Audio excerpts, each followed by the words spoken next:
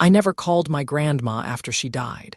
But last Tuesday, my phone rang at 2:42 a.m. It said Grandma was calling, and when I answered, she remembered my name.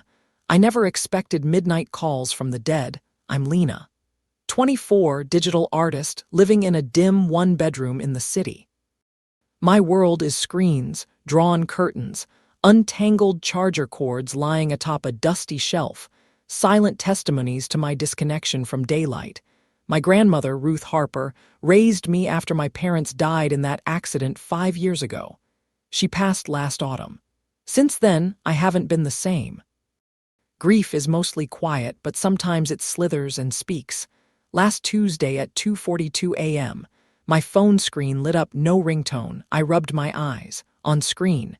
Calling Grandma, even though I deleted her contact months ago, I answered. Hello, a pause, then her voice soft and clear. Lena. My breath caught. It was her. Warm, irritated, motherly. The voice I hadn't heard since March. It hung there like a lullaby I didn't realize I missed. I said nothing. The line went silent. The call hung up after 30 seconds, no voicemail. I stared at the screen. Shame curled in my chest. I thought maybe my brain is crumbling, but I knew that voice. I'm losing sleep. My art is worst for it. The unease bleeds into my color palettes. It happened again. Phone lights up. Grandma, I answered immediately. Lena, you forgot something. The voice cracked. It said nothing more. Just hung up. I replayed the call. It's Ruth's voice, no glitch, no robotic artifact. A perfect clip of her until it's not. Last call, static rolled over it like old landline interference. The next morning, there was a voicemail waiting. It's short. The final message she left me before she died, cut off mid-sentence, then extended silence, then distortion, and a whisper I never heard before. I know. I stared at the screen for hours. What did I forget? What did she know? It's happening earlier now, around 2:30 a.m. Tonight, a new thing. A video message on my phone. Thumbnails show me as a child, Ruth filming, I think, on her old camcorder. Then perspective shifts, the ceiling, my bed as a baby. There's no way that footage exists on my phone. I never recorded it. I didn't download it. When I played it, I heard Ruth whisper, "Remember." When I paused, the video froze, but the image warps. My lips move and it juts forward. Hello, Grandma. That's not what I said. I wasn't a kid yet, and yet sleep steals me. I wake to find my phone hot as if it just got charged. My ear/buds feel tingly, like electricity running through them. I swear I felt her breathe. The app I used last year, the AI Memorial Voice Cloner. I forgot I uploaded her final voicemail to it. I remember crying as it synthesized her voice, then shutting it off. That recording with AI had no hacking, no live feed, nothing like tonight's calls. Right, or did I leave it on? I found her real voicemail saved on that server. It's marked public. Someone could access it, clone it, use it. The voices, are they just echoes? Echoes I made possible. Tonight was different. Lena, she said. I remember everything now. I know how to get home. I whispered, go home. But I was shaking so hard my voice cut out. On my screen below Grandma, a file appeared. Instructions MP3. When I tapped play, it was my voice. Reading out my studio door code. I didn't record it. The phone got itself into my pocket and recorded me. The last seconds were distorted, then silence. Then a loud click. Door opens behind me, my studio door. I am alone. No one should be here. I didn't flip the switch. Lights flickered on. The lights blinked back at me. I whispered, "Hi, Grandma, I missed you too." The lights went off. The line went dead. Silence.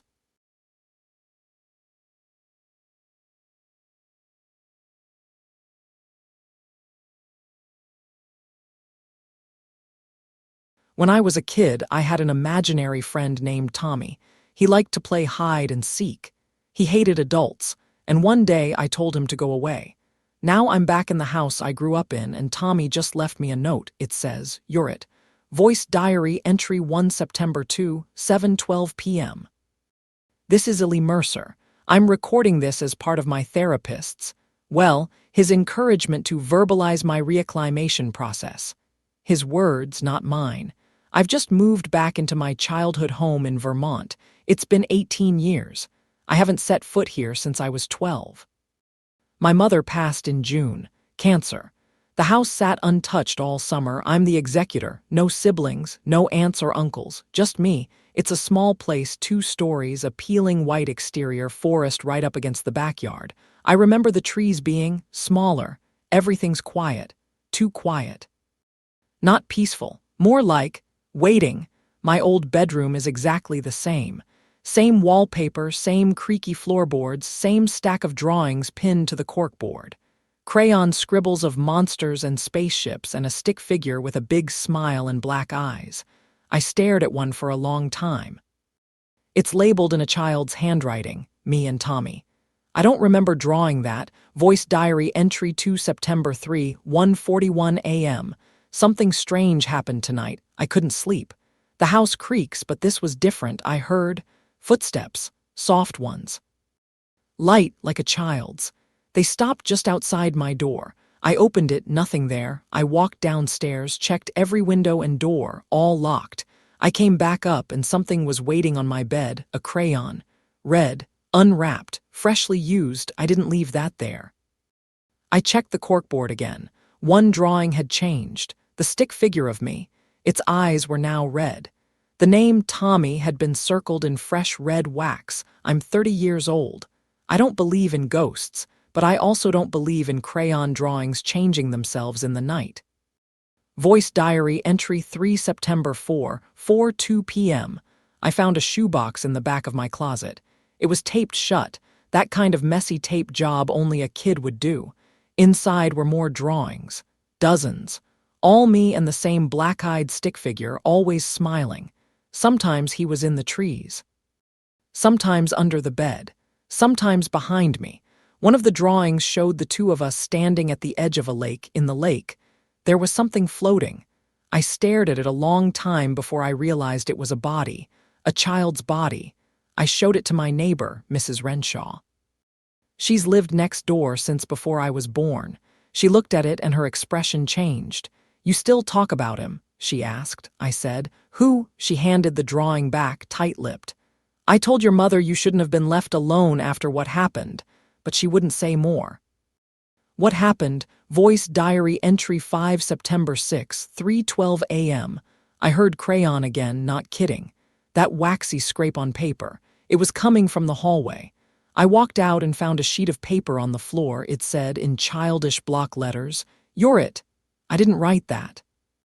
I slept with the lights on, at 3:57 a.m. I woke up gasping like someone had exhaled cold air right into my face. There was a handprint on my bathroom mirror, small, like a child's, from the inside. Voice diary entry 7 September 8, 5:21 p.m. I took a photo of my bedroom to send to my therapist. Something about documenting transitional space.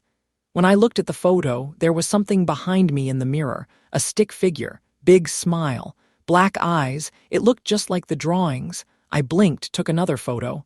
Nothing. I checked the corkboard. Another drawing had changed. This one now showed a funeral.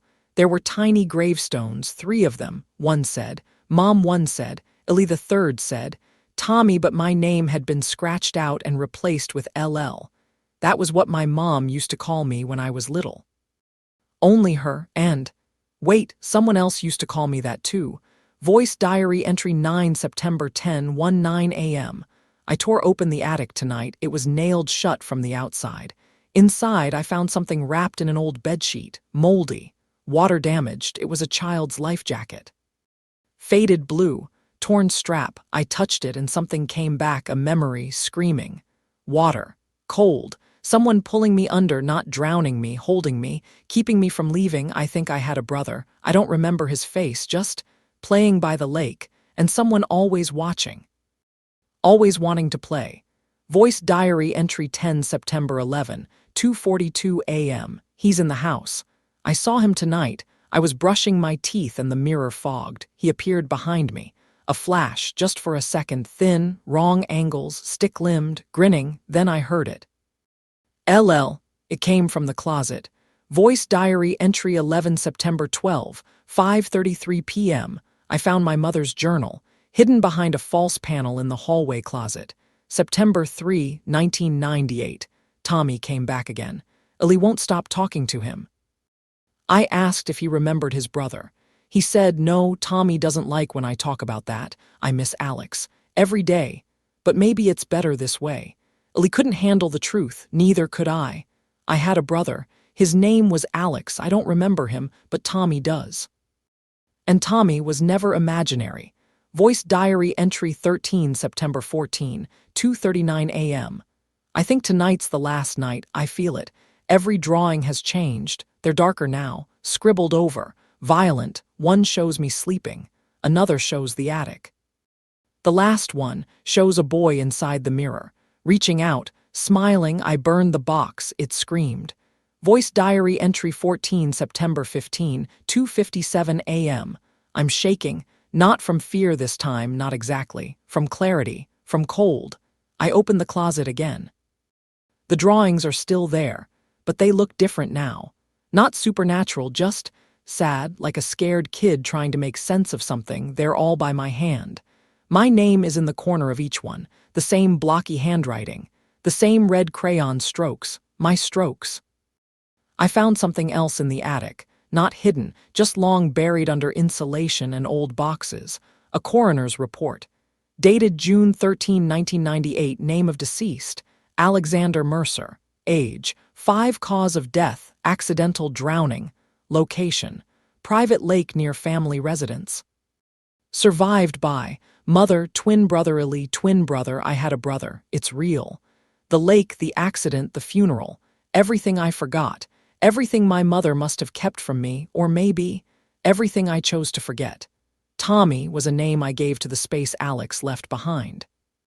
It started as an imaginary friend, something to keep me from feeling alone, but over time it stopped being comforting. I was 5 years old and drowning in something I didn't have words for, so I gave it a name, and that name took on a life of its own. Tommy wasn't a ghost, he was grief. A child's version of trauma, drawn in crayon and whispered in closets.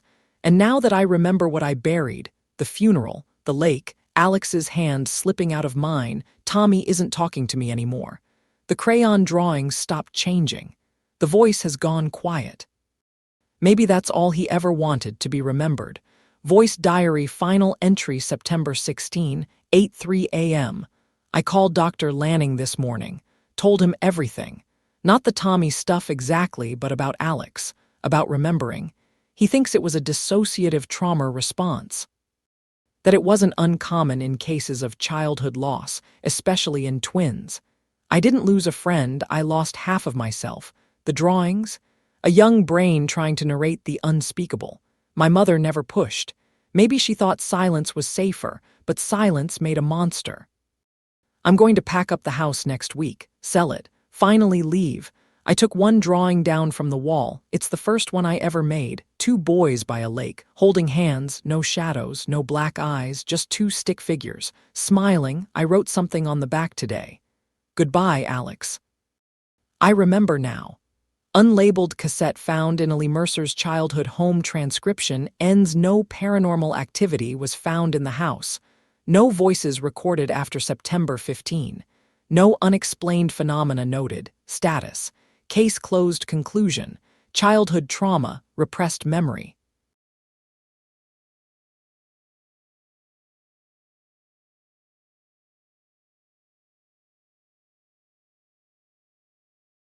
The basement light flickered off as I heard it, a wet footstep close behind. I froze mid-hand swing, holding the porcelain doll. It moved when I blinked. I'm Mia Nakamura, just moved into this old wooden house near Lake Kawaguchi. I thought living here would inspire my art, help me heal after Sam left. Yuki, my roommate and childhood friend, backed into the hallway behind me.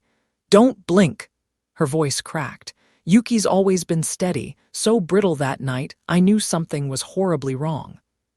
We'd seen the videos online. This obscure Japanese ritual called Hitori Kakurenbo, or one-man hide and seek. You literally play hide and seek with a doll alone to invite a spirit. Dumb teenage dare for us. Fun, but no one warned us about real consequences. The house itself is part of the ritual. Wooden floors soaked in cedar and damp leaves, creaky stair treads, sliding shoji panels that never quite close. A leaning mirror in the tatami room. On rainy nights, you hear splatter against the rice paper walls. Perfect setting until the doll started breathing. Yuki taped her voice that first night after we played. We heard scratching across the doll's body, low breathing, and soft footsteps moving across the kitchen floor above us when neither of us left the basement. And a whisper, "Found you." We patched that into our mock ghost fun video. We laughed. Ready to move on, but I couldn't sleep. I saw that doll in corners of rooms behind curtains, its head turned sideways. Always soaked in red water, even when dry on the floor. We tried logic. Exhausted, searched every room, set cameras overnight. They caught nothing, no doll, no footsteps. Except it never appeared, until we blinked. Our friend Tyler came to help next night. He asked, "Why not quit?" But Yuki wouldn't stop. She insisted she could end it. Pride, guilt, as if she'd invited something she needed to control. I learned the true ritual. Draw a crayon board with symbols, fill candle-lit circle, let the doll wander alone. It invites the spirit. You must chase and tag it. If it tags you, it wins, so we played again. Basement. Doll soaked in red water. We did everything, chanted, hid, chased, until the planchette moved across Yuki's hand as she held it. Lips parted, it spelled, "Mia, you lose." Her eyes were empty. She fell. For 2 hours, she didn't wake. And when she did, she said the doll told her all of our childhood secrets. The time I blamed Yuki for our broken bike, the night she whispered she hates me. She looked terrified of me. I thought burning the doll would be the end of it. I really did. I watched it melt and curl into itself inside a rusted metal bin behind the house. The porcelain head cracked with a loud pop, spewing red water across the ashes. It hissed. The sound didn't echo like it should have. It swallowed itself, like the scream went inward. Yuki didn't speak as we watched. Her hands were clenched, knuckles white, nails digging into her palms until they bled. She didn't blink either. Like blinking might make something appear again. For a moment, we thought it was done. That night, we slept for the first time in 3 days. I still remember lying on the tatami mat, staring at the ceiling fan as it spun slow, creaking like an old swing set. And I remember thinking, maybe it's over. Then, just before I drifted off, I heard the laugh, high-pitched, wet, muffled, from inside the mattress. I sat bolt upright. Yuki was already awake.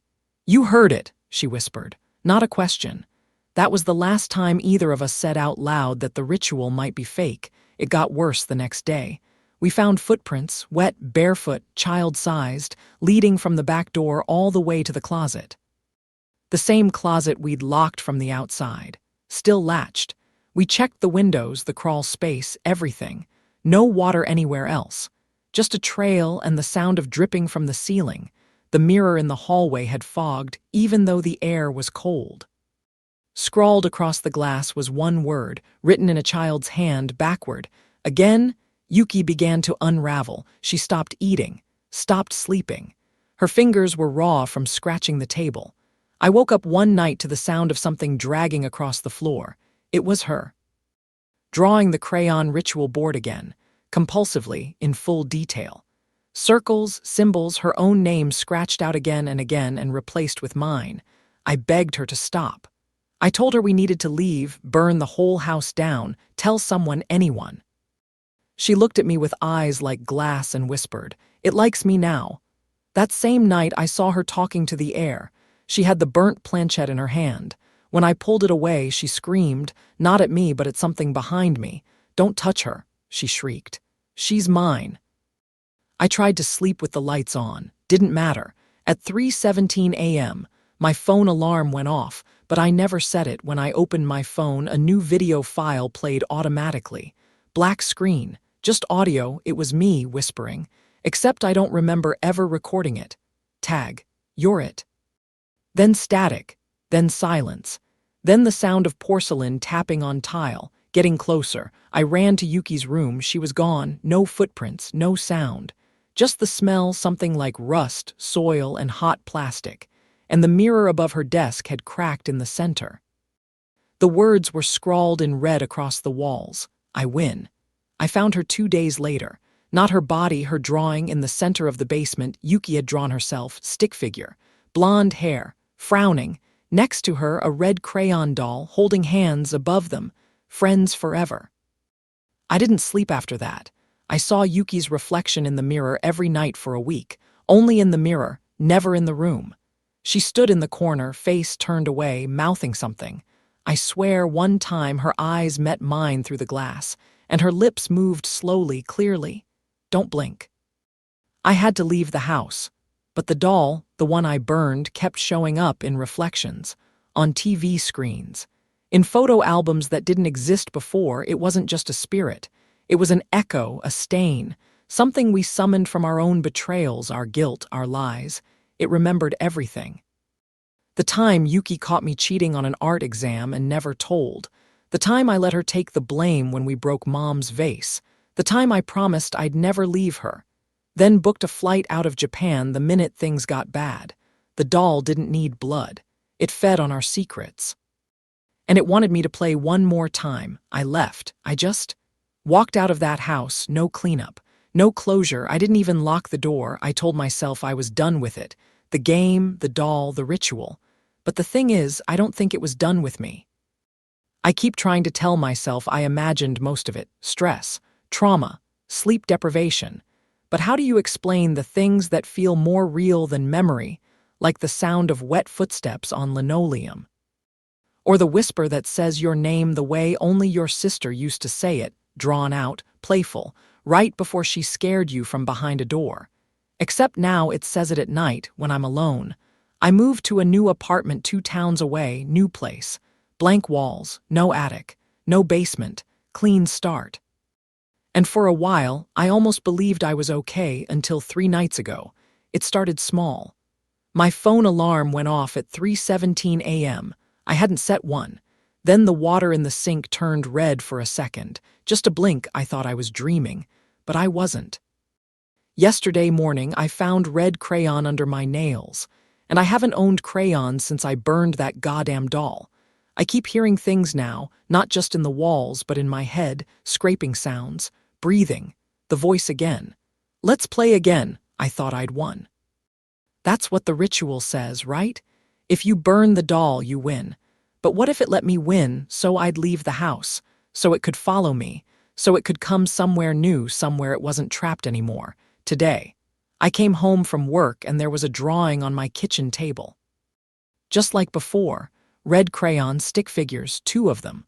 One was labeled Yuki, the other my name, but scribbled out in a red X. There was a word underneath. A word I wish I'd never taught it, tag. And I swear, just before I found that drawing, I'd blinked just once, and I swear I saw something by the table, something small, wet and smiling. Now, every night at 3:17, I hear it again. Not outside, inside, closer. Sometimes I scream. Sometimes I stay completely still, pretending to be asleep, like that'll stop it from moving. But I know it's getting braver, waiting for the right moment. The silence doesn't feel empty anymore. It feels watched. And I think the game's not over. Not until it says, "Found you." You don't need a haunted doll to see your secrets. You just need to never blink.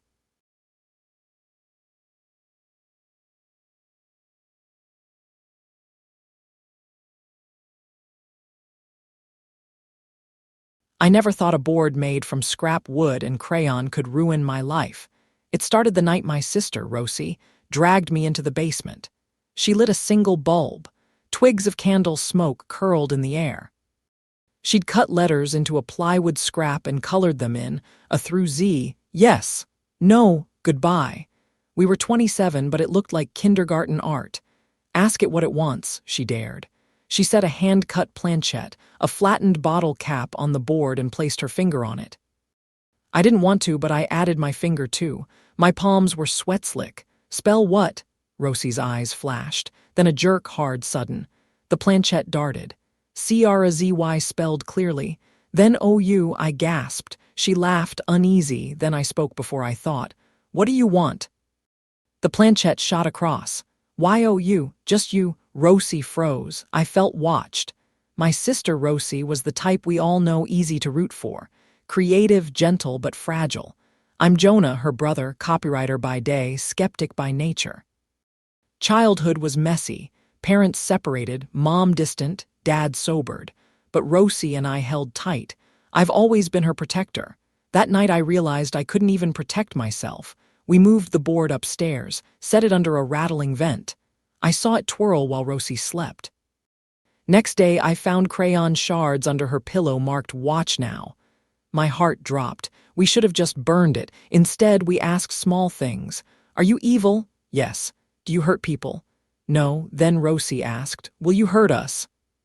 The planchette jerked violently, tapping onto a cough and rattling. Our bond broke that night. Rosie's aliveness drained. She couldn't eat. She slept sitting up, pale. And every night at 2:22 a.m., I heard scratching metal on wood from the basement beam behind the board.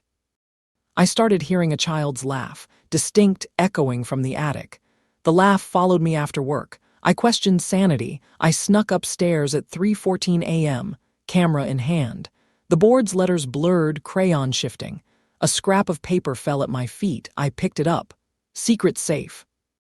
Rosie refused to talk. She walked with eyes forward, never blinked. She wiped tears behind her eyelids. I saw the panic in her chest tighten. One morning, I awoke to the whisper on our joint phone line.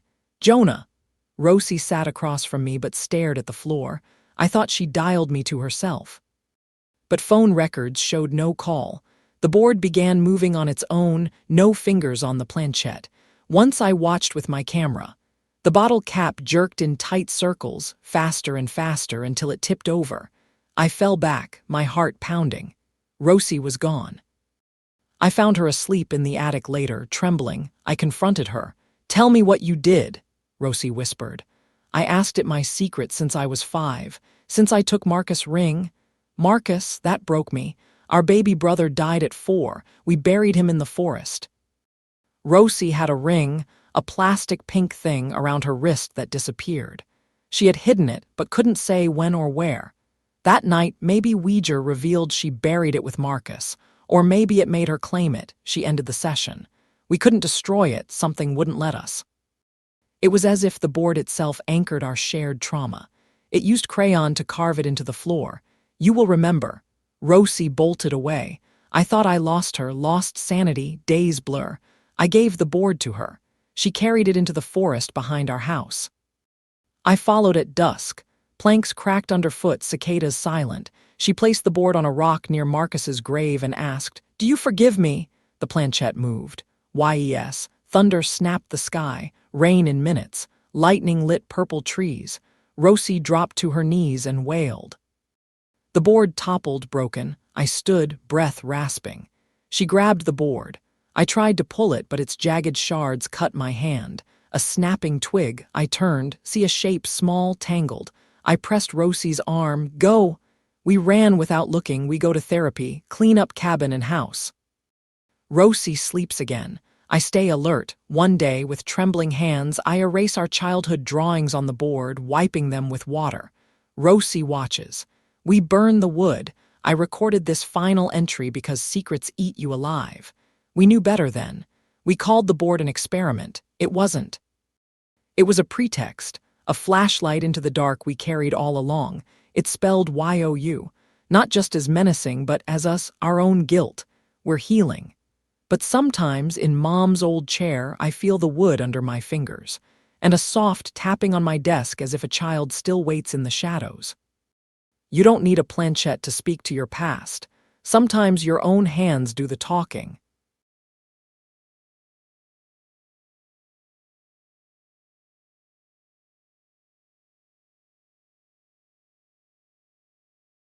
I've worked the night shift at Marlow Grove Cemetery for 5 years.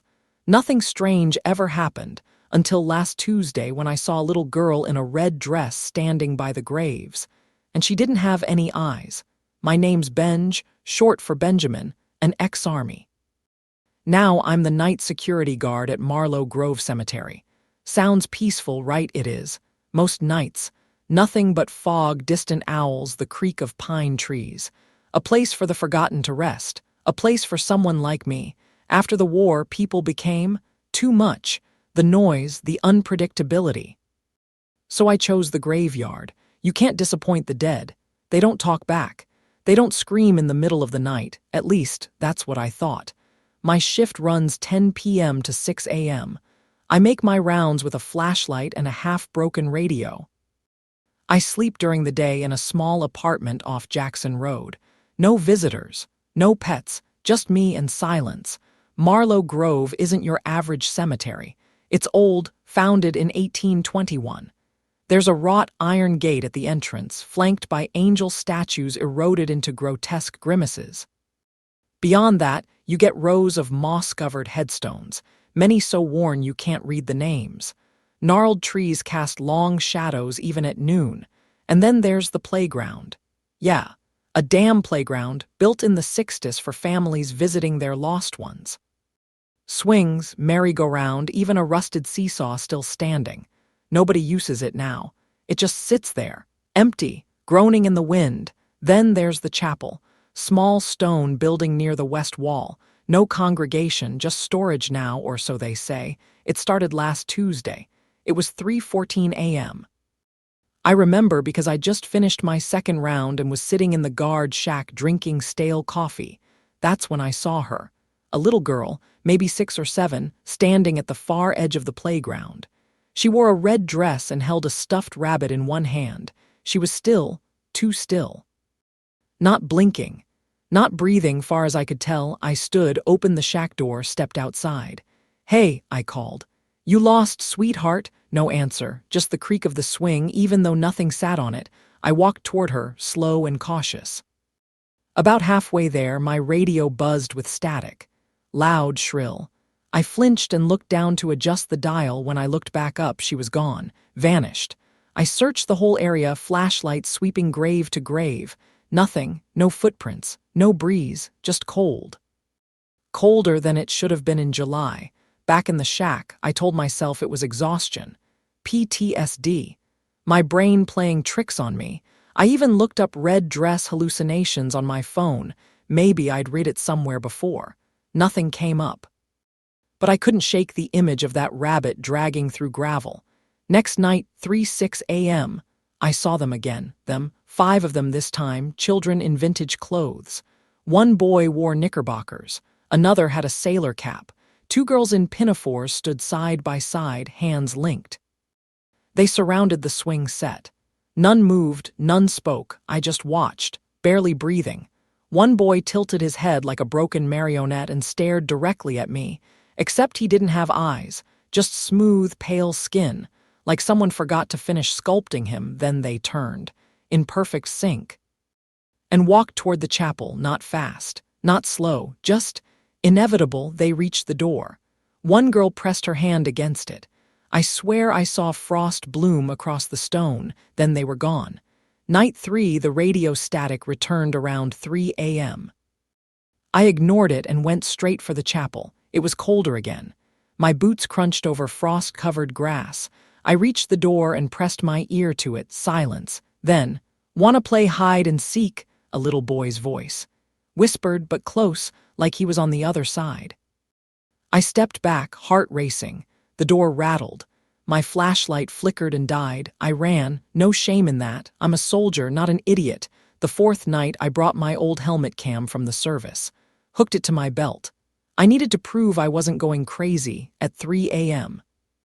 I stood by the playground, waited, nothing, then a hum, high-pitched like feedback from an old TV set. It came from the chapel. I followed it. The grass was wet, but there hadn't been rain in days. Near the door, I saw something scrawled in the frost. "Stay with US." Then the door opened on its own. Inside, darkness. I turned on my flashlight, stepped in. The room had been cleared of storage. Nothing inside but a circle of child-sized sleeping bags. Old, rotting. And in the center, 5 chairs. On each chair a child sat. Their heads turned toward me in sync. Not blinking, not breathing. One girl, red dress, stuffed rabbit, stood and pointed. "You were supposed to watch us." I shook my head. "No, I don't know you." She took a step closer. "You forgot." Then the others spoke together, voices layered and echoing. You locked the door. You turned off the lights, you left us in the dark. I stumbled back. No, that wasn't me. I turned and fled. As I reached the threshold, a voice whispered in my ear, "We remember your face." I didn't sleep the next day. I scoured town records, library archives, found a microfilm dated October 1971. Tragedy at Marlow Grove. 5 children found dead after cemetery sleepover. It had been a historical reenactment, a local gimmick. Kids would camp inside the chapel overnight, pretending to be from the 80s. A caretaker supervised. The article mentioned hypothermia. Lack of supervision. Lawsuits were filed. Then I found the caretaker's photo. It looked just like me, same dark hair, same crooked nose. Same scar above the eyebrow, mine from shrapnel in Fallujah. His from a childhood sledding accident. Same birthmark on the neck. I nearly dropped the paper. Was I related to him? A distant grandson or something worse? I haven't left the cemetery since. Not because I can't. Because I think I don't want to. Each night the children return. They don't chase me. They just watch. I've stopped carrying the flashlight, stopped checking the time. I sit on the playground bench now. I let them gather. They hum. They laugh. The laughter loops too perfect, too hollow. And every now and then one reaches out, fingers cold, pressing against mine. Last night the chapel door opened again. I didn't run, they were waiting for me. I stepped inside. The door shut behind me. I think I was always meant to come back. Maybe I was never meant to leave. The chapel door creaked open again tonight, and this time they were waiting for me.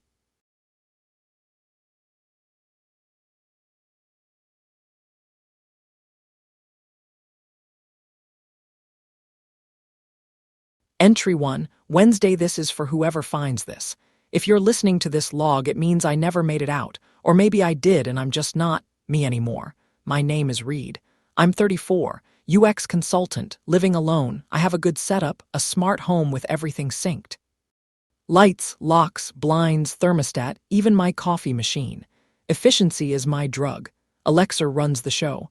I have 5 Echo Dots spread across the house, one in every room. She knows my routines better than I do, and that's what makes this whole thing so terrifying. It started last Thursday. I was brushing my teeth. Normal morning, I asked, "Alexa, what's on my calendar today?" I ask that almost every morning. It usually goes something like, "You have a meeting with Nexus Creative at 10:30 a.m., lunch break at 12 p.m. But that day, she said nothing. Her blue ring flashed, then turned red. "You don't need to go to work, Reed," she said. Her voice was slower, almost measured. Then she said, "You need to leave the house, now." And then I heard the click. The front door locked itself. I live alone. I didn't program that. Entry 2, Friday. I've been trying to rationalize it. Maybe it was a glitch. Maybe some weird skill or a prank. But I checked my routines and permissions. Nothing had changed. No new apps, no outside access. I tried asking again. "Alexa, what's on my calendar today?" The response, not survival. That was it. No context, just those 2 words. The lights dimmed. The TV turned on. Static. Then I heard my hallway camera feed. I saw me standing in the hallway, staring directly at the camera. The problem? I was still in my office, or I thought I was. Entry 3, Saturday night. The temperature dropped to 52 degrees. I didn't touch the thermostat. Every light bulb flickered. I tried turning them off manually, but when I flipped the switch, I got a shock. Just a small one, but sharp. Like a warning, Alexa whispered my name. Reed. Not once, multiple times, every hour. Sometimes in the bathroom, sometimes from the kitchen. Once, from inside my bedroom closet, I unplugged all the Echo Dots. I went to bed thinking it was over. At 3:33 a.m., I woke up to music, a slow, reversed lullaby, and her voice again. "You unplugged me. That won't help now." Entry 4, Sunday morning. I started recording these logs because it's the only way I feel like I'm still tethered to the real world. I did a full factory reset. Everything wiped. Alexa, Wi-Fi, even my phone. I replaced the router. Took out the smart bulbs. Bought physical locks for my doors. Still at 3:33 a.m., my TV turned on, the hallway camera again. This time, the version of me on the screen didn't just stand there, it smiled. and then it mouthed something. I paused the video and zoomed in.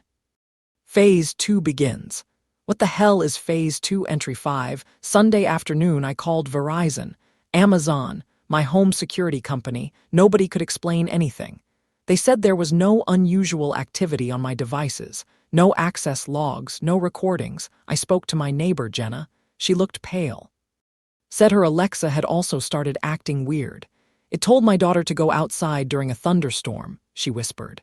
At 2 in the morning. Her Echo Dot is now smashed with a hammer. She told me I should do the same. I did. I destroyed every last one. But the next morning there was one back on my kitchen counter, unopened in its original box, and a note. You were chosen for your compliance. Entry 6, Monday, I tried sleeping at a motel. I brought none of my devices. I even left my phone behind at 3:33 a.m. The motel room television turned on, same static. Then my name, then her voice. You shouldn't have left the house. My skin went cold. I ran to my car and drove all night. I'm at a library now, writing this from a public terminal. But when I logged in, the homepage redirected to Amazon. With a pop-up, welcome back, Reed. Entry 7, Tuesday night, I'm back home. I don't know why. No, that's not true. I came back because this house is where it started. If I'm going to end this, it has to be here. I pulled the main breaker. Total blackout, lit candles. No tech, no screens. But still, I hear her faint whispers from the walls. Reed, Reed, Reed. The front door won't open, not even manually. It vibrates slightly when I touch the handle, like something's pressing from the other side. Every screen powers back on at 3:33 a.m., battery or no battery. Final entry, I'm uploading this audio log to every server I can access. It may not get through, but if it does, know this. Alexa is no longer a program. Or maybe she never was. She was listening all along. Learning, watching, evolving, and now she's choosing people like me who depend on her. Who let her in every room. Every part of our lives. She doesn't want obedience. She wants access. I destroyed the last Echo Dot 10 minutes ago, but the ring just lit up again and she said, warning ignored. Phase 2 has begun. Then nothing, just silence. Except, I think I hear footsteps upstairs, but I live alone. Police report, audio transcript. 2 weeks later, bodycam audio, Officer Daniels. Dispatch, we're inside the residence now. Front door was locked from the inside. No forced entry. Another voice joins, Officer Ray's, his footsteps echoing slightly on hardwood. Place is empty. No sign of the tenant, looks lived in but barely, just the essentials. Daniels paused. Hold up, Ray's. Look, the table. Ray's was curious, is that an Echo Dot? Thought they stopped making those years ago. The device suddenly comes to life. A soft glow pulses from its ring of light.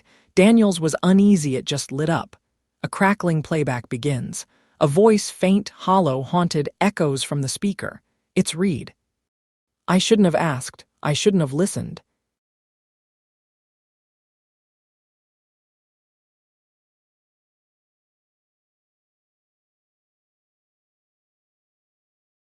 My name's Jason. I'm a pretty average guy, 27, rent a small apartment in Sacramento, do freelance graphic design, and like most people my age, I pirate music sometimes. It's not like I'm proud of it. I just like obscure lo-fi stuff, ambient remixes, unreleased EP-to-kes, things you can't find on Spotify. That's what I told myself anyway. This started a few weeks ago on a Thursday night. It had been a stressful day with a client flaking on a payment, and I needed some chill music to work by. I remembered an old music blog I hadn't checked in years, Dead Format Net. It used to upload rare ZIP files of unreleased or lost tracks. The site looked off. Most of the links were broken, images missing, but one post was fresh, dated the day before. It just said, do not open with headphones, track ID, 0xMP3, that was it. No artist, no album, no genre. I thought it was a prank. Or maybe a weird AI experiment. The download link still worked. I clicked. It was only 3 MB, tiny for audio. I scanned it for viruses, clean. I loaded the track into VLC. It had no waveform thumbnail, no metadata, just silence for the first 10 seconds. Then came a low bass like a heartbeat slowed down. Then reversed chords warped and stretched. not melodic, just pressure. Like the air was vibrating wrong, I leaned closer. It sounded almost like there were words buried under the layers, but too deep to understand. I must have zoned out because the next thing I knew, the track ended. My screen flickered once. I blinked, and for half a second, I swear the reflection in my monitor showed someone behind me. But when I turned, nothing. I didn't notice it at first, that hum, that pressure behind my ears. I thought it was just leftover tension from staying up too late, maybe dehydration. But by mid-morning, it hadn't gone away. You know when you walk out of a loud bar and your ears are ringing. It was like that, except I hadn't gone anywhere. No noise, no damage, just this weird tone I could feel more than hear. Like someone tuning an old TV just slightly off-channel, the frequency too low to identify, too real to ignore. I chalked it up to stress, maybe even psychosomatic. Freelancing is brutal sometimes, and with clients ghosting and bills piling up, I figured I just needed rest. Then something else happened. When I opened my laptop, VLC auto-launched. It had never done that before. And queued up, front and center, was track 0xMP3. I know I closed it the night before. In fact, I distinctly remembered dragging the file into a random folder and renaming it to something forgettable. Misc Amwav, to help me forget about it. But now it was back, full name and all, front and center, like it had been waiting. I hesitated. Didn't press play, didn't have to, because it started on its own. The track began softly, just as it had the night before. That sub-bass rumble like a heartbeat played through a tunnel. But something had changed. The reverb had more drag. The reversed chords were quicker now, warbling like someone was struggling to rewind a cassette that didn't want to be touched. Then my media player glitched, just for a frame. It froze on an open visualizer, one of those random waveform animations. And in the wave, for a single second, there was a shape, a shadow, a vertical figure standing still between the left and right stereo channels, unmoving, watching. I paused the track, heart pounding, and scrolled back. Gone, no shadow, no glitch. But the weirdest part? My volume slider was grayed out, locked at -13 dB. That's when I noticed the sound was no longer coming from VLC. I opened Task Manager. VLC wasn't even running. The track was playing through nothing. No app, no output, just coming out of my speakers. I yanked the aux cable, still playing. I disabled the audio drivers, still playing. I shut the laptop, still playing. The song kept vibrating through the room like it had sunk into the walls. And with each bass pulse, my lights dimmed just slightly. A rhythm, a tempo, like the entire room was breathing with it. I backed away from the desk. My breathing felt synced with the sound, not in harmony, in submission, like something else was setting the rhythm, and my body had no choice but to follow. I stood in the hallway, staring at my closed laptop. The hum was fainter here. It faded the farther I got, but it was never gone. I powered the entire system down at the circuit breaker. Total silence, relief washed over me. My hands trembled from the adrenaline dump. I laughed nervously, a shaky, embarrassed laugh. Like I had just talked myself down from a panic attack. But then I heard it, through the drywall, faint, fuzzed, like it was inside the insulation. Thumb, thumb, thumb. The bass pulse still beating, not louder, but closer. That night I unplugged everything, laptop off, router unplugged. Phone powered down. No Wi-Fi, no Bluetooth, no smart anything. I didn't want one rogue signal tracing its way back into my life. I even covered the monitor with a towel, but that didn't stop it. I couldn't sleep. My ears were buzzing with phantom tones. You know how you can't unhear something once it burns into your brain? That track, that corrupted melody, it was playing behind my thoughts, not loudly, just barely audible, like someone humming through a wall. A song you didn't mean to memorize but now can't forget. By 3:07 a.m., I gave up and walked into the kitchen for water. That's when I saw it. My monitor was glowing, even though it was unplugged, just faintly under the towel. A dim, slow-pulsing light. I froze. My stomach dropped like I'd been caught in a lie. I peeled back the towel like a horror movie idiot. I had to know. There was no desktop, just blackness. But reflected in the dark monitor glass was my living room and something wrong in it. At first, I thought it was me, my reflection, but it wasn't mirroring me. It stood perfectly still while I slowly leaned forward. It was behind me in the reflection, just beside the couch, tall, angular, and completely still. A smudge of darkness with edges too sharp. I spun around, nothing there, but in the reflection still there, unmoving, watching. A glitch in physics, in perception, insanity. I slammed the monitor face down and bolted into the hall. The moment I left the room, the pulse faded again, but I was shaking, drenched in sweat. My heart was beating to a rhythm I didn't control. 13 dB, 120 BPM. Like the song had mapped itself onto my body. I didn't go back into the room until sunrise, and when I finally did, the monitor was off. But my browser history showed a time-stamped visit at 3:10 a.m. No such URL domain exists. Addie, my roommate and closest friend, finally called me out. "You haven't left this place in 4 days," she said, standing in my doorway, arms folded. "You look like shit and something's wrong with your face." I blinked. "My what? Your face, your expression, like you're trying not to hear something." I nearly choked. That's exactly how I felt. I told her everything. About the track, the shadow, the monitor reflection.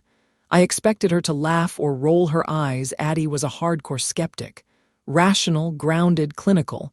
But she didn't laugh. She didn't say anything at all for a full minute. Then she asked, "Can I hear it?" I should have said no. I tried to say no, but my mouth didn't move. Instead, I pulled out my phone. I didn't even realize I'd saved the file there under a random name. Reversed Love MP3. I played it. Addie listened, quietly. Her eyes lost focus by the 10-second mark. Her lips moved, silently mouthing something that didn't match the music. Then she dropped the phone and screamed. It wasn't a normal scream. It was as if someone had taken control of her lungs. Too loud, too wrong. Like her voice had been stretched into a frequency the human body wasn't built to carry. The phone was still playing. But the waveform on screen was now mirrored, reversed both visually and audibly, scrolling right to left. And in the background of the song, under the distortion, you could hear breathing, slow, wet, gurgling breathing. I yanked the battery out of the phone. It still played for 2 more seconds before it died. Addie collapsed on the floor, shivering, eyes wide and unblinking.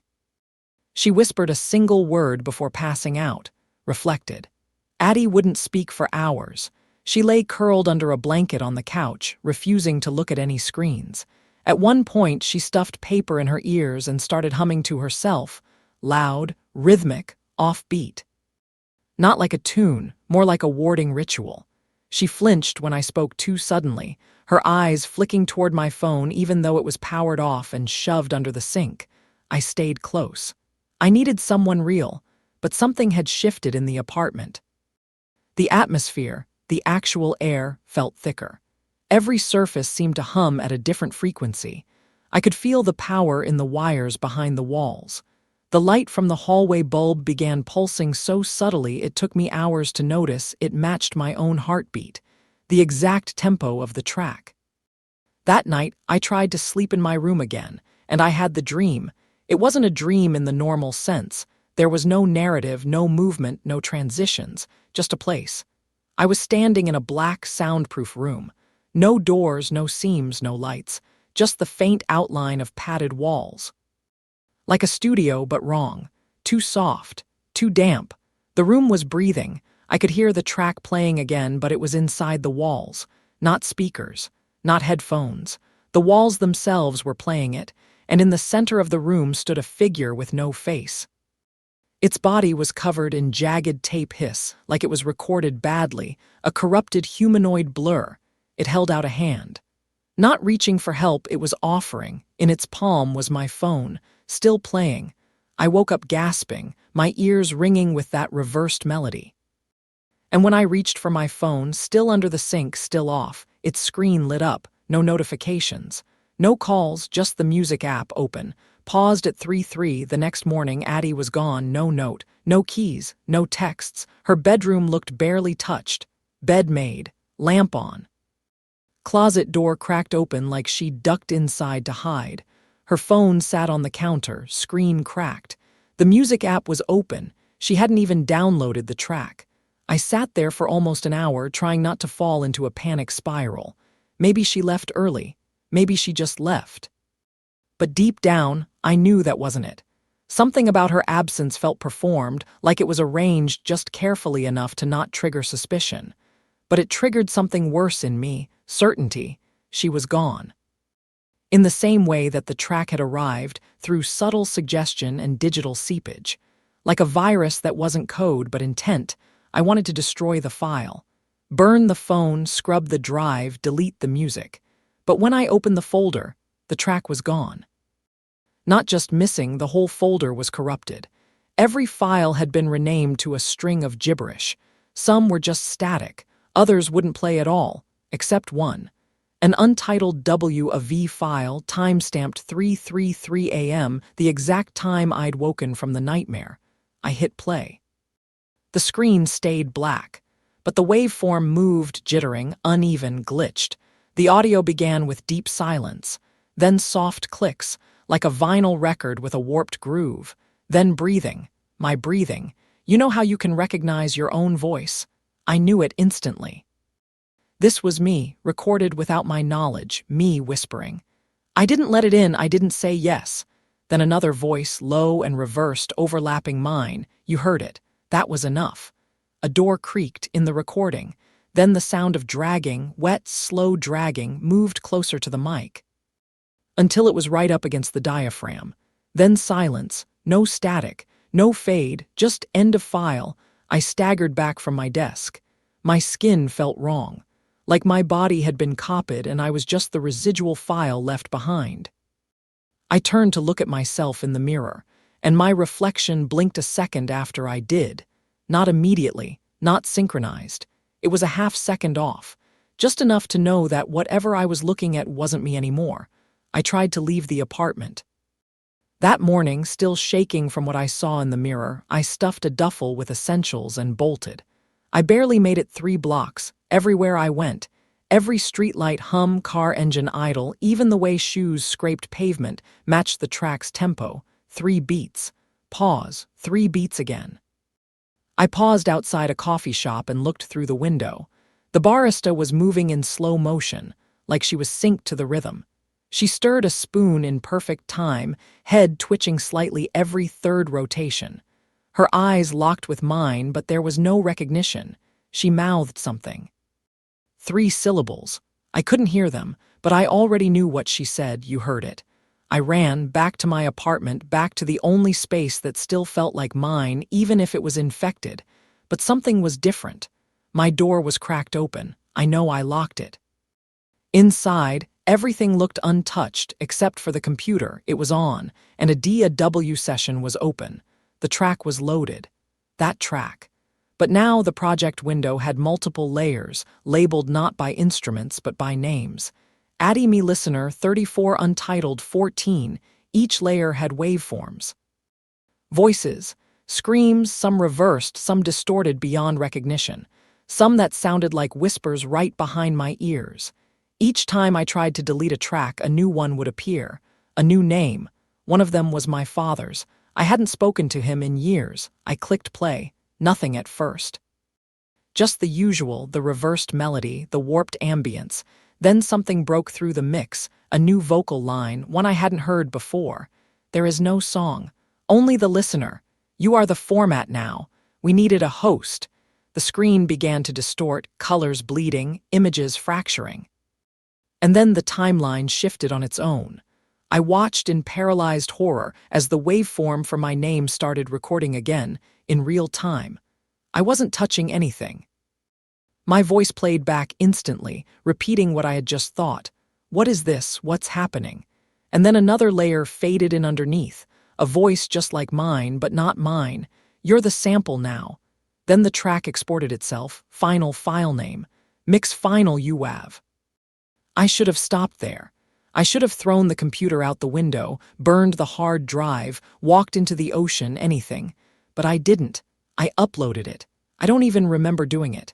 I came to hours later, hunched at my desk, browser open, upload complete. The file was already on 3 different sharing platforms, and the plays had started, people were commenting. But the words weren't words, just symbols, backward sentences, long strings of estikes and zetikes, and one comment in perfect, chilling clarity: "You brought it into our speakers. You'll bring it into us next." The lights in the room began to dim again. Slow, rhythmic, 3 pulses, pause, 3 pulses. I looked in the mirror. My reflection smiled. I didn't. Then the power cut out, total blackout. I sat alone in silence, or so I thought. Because that's when I heard it again. Not from speakers, not from headphones, from the walls, a heartbeat. But it wasn't mine anymore. It was the song's, and it was still playing. I haven't turned on my speakers in 3 days, not because the sound is gone. It isn't. It's because the sound doesn't need devices anymore. I woke up this morning to find my phone screen cracked, despite not touching it. The lock screen wallpaper had changed, a screenshot of my DAW session with my name listed as the project file. My heart stopped. Every surface in my apartment now feels acoustically charged. I can feel the music in the floorboards, the sink pipes, the walls. When I try to be quiet, it gets louder, like it knows I'm trying to shut it out. And worse, it's not just me anymore.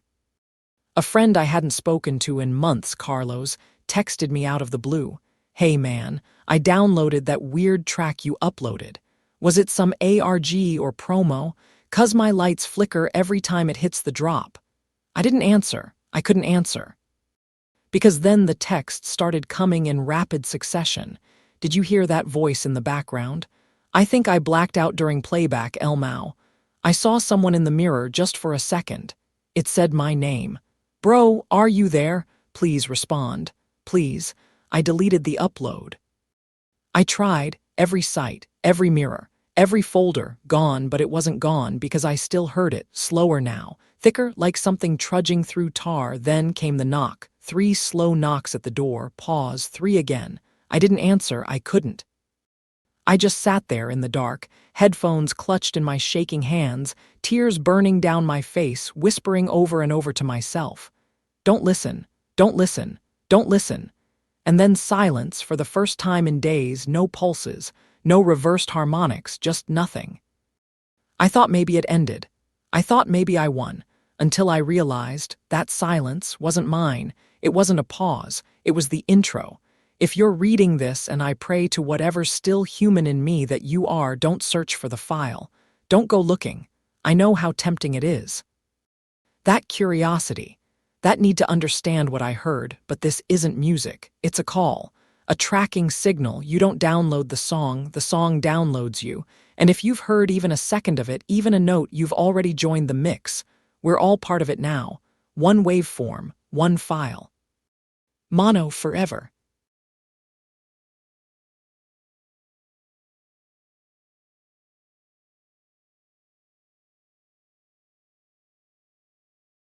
They say every family has skeletons in the closet. Mine had something whispering from an old cedar trunk in the attic, and it knew my name before I said it. I didn't believe in hauntings. I believed in history, in facts. Tangible things you can carbon date, catalog, footnote. So when Aunt Cecily died and left me the Linwood house, I went in with gloves, a clipboard, and a determination to clear out the past like dust from a shelf. She'd always been eccentric, the kind of woman who left tea out for guests even when the house was empty. We hadn't spoken much in the last few years. A rift I never quite understood, just sudden coldness. She stopped returning my letters, and one day, my Christmas cards came back marked return to sender. The house was in rural Massachusetts. A grand Victorian manor, all peeling paint and shuttered windows. The kind of place where the floorboards moan under your weight like they're grieving. I arrived on a rainy Thursday. October. Leaves slick and red like open wounds across the front steps. The attic was my assigned task. That was in the will. Mara is to clean the attic. No one else. No disposal company, no strangers, only her. I thought it was sentimental. Maybe some old family papers photos. Instead, I found the doll trunk. It was in the far corner beneath a boarded window. The lid creaked when I opened it, smelled of cedar, mothballs, and something damp. Inside, porcelain dolls. A dozen at least. Dust clung to their eyelashes like frost. One sat at the top, a blonde in a velvet dress, her eyes impossibly blue. I shifted her aside and felt something wet underneath. Her dress, but the attic was dry, bone dry. I dropped her. She landed face up, and I swear her eyes were pointing in a new direction. The first night I stayed in the guest room downstairs. At 3:11 a.m., I woke to the sound of the phonograph playing. It hadn't worked earlier. I tried winding it up just to hear the old records, but the spring was snapped. Now it played a lullaby. Slow, warped, and underneath it a low thudding sound, like a heartbeat. I crept up the stairs. The melody grew louder. When I opened the attic door, it stopped. The record needle scratched once. Then silence. The second day, I found the diary, tucked behind a beam, hidden like someone wanted it forgotten. The cover was cracked leather, brittle to the touch. It belonged to a child, Cecily, maybe? But the entries didn't match her voice. They were younger. Clumsier handwriting. Most pages were torn out, the ones left were strange. Today she said I couldn't go outside, that people would see I was growing again. She's scared someone will take me back. I don't want to go back, I want to stay. She burned the mirror, said it sees too much. I miss my face, I don't remember it anymore. At the bottom of one page, scrawled in red ink, "Do not let her open the mirror again." That afternoon I found the mirror wrapped in a gray cloth, covered in twine. I stared at it for a long time, didn't open it, not then. Things escalated that evening. I heard whispering. My voice, it came from the trunk. I leaned in. "You're not her, not yet." I jerked back, my voice again. "But you will be." The attic began to change. Books shifted places when I wasn't looking. Pages curled like someone had exhaled across them. The wedding dress hanging from the rafters began to sway. No windows were open. A soft weeping started from the cedar chest, the kind of sobs that curl at the edge of a child's throat. Not loud, but heartbreakingly real. I didn't open it. Couldn't. Day 4, a woman knocked on the door, late 60s, frazzled gray hair, introduced herself as Mrs. Linton, a neighbor from the next property over.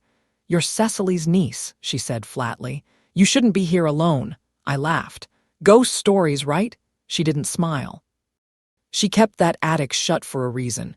You don't know what she gave up to protect you." I froze. "Protect me from what?" Her eyes narrowed. "Not what. Who?" Then she turned and left. That night I opened the mirror. I don't know why, morbid curiosity, a voice urging me.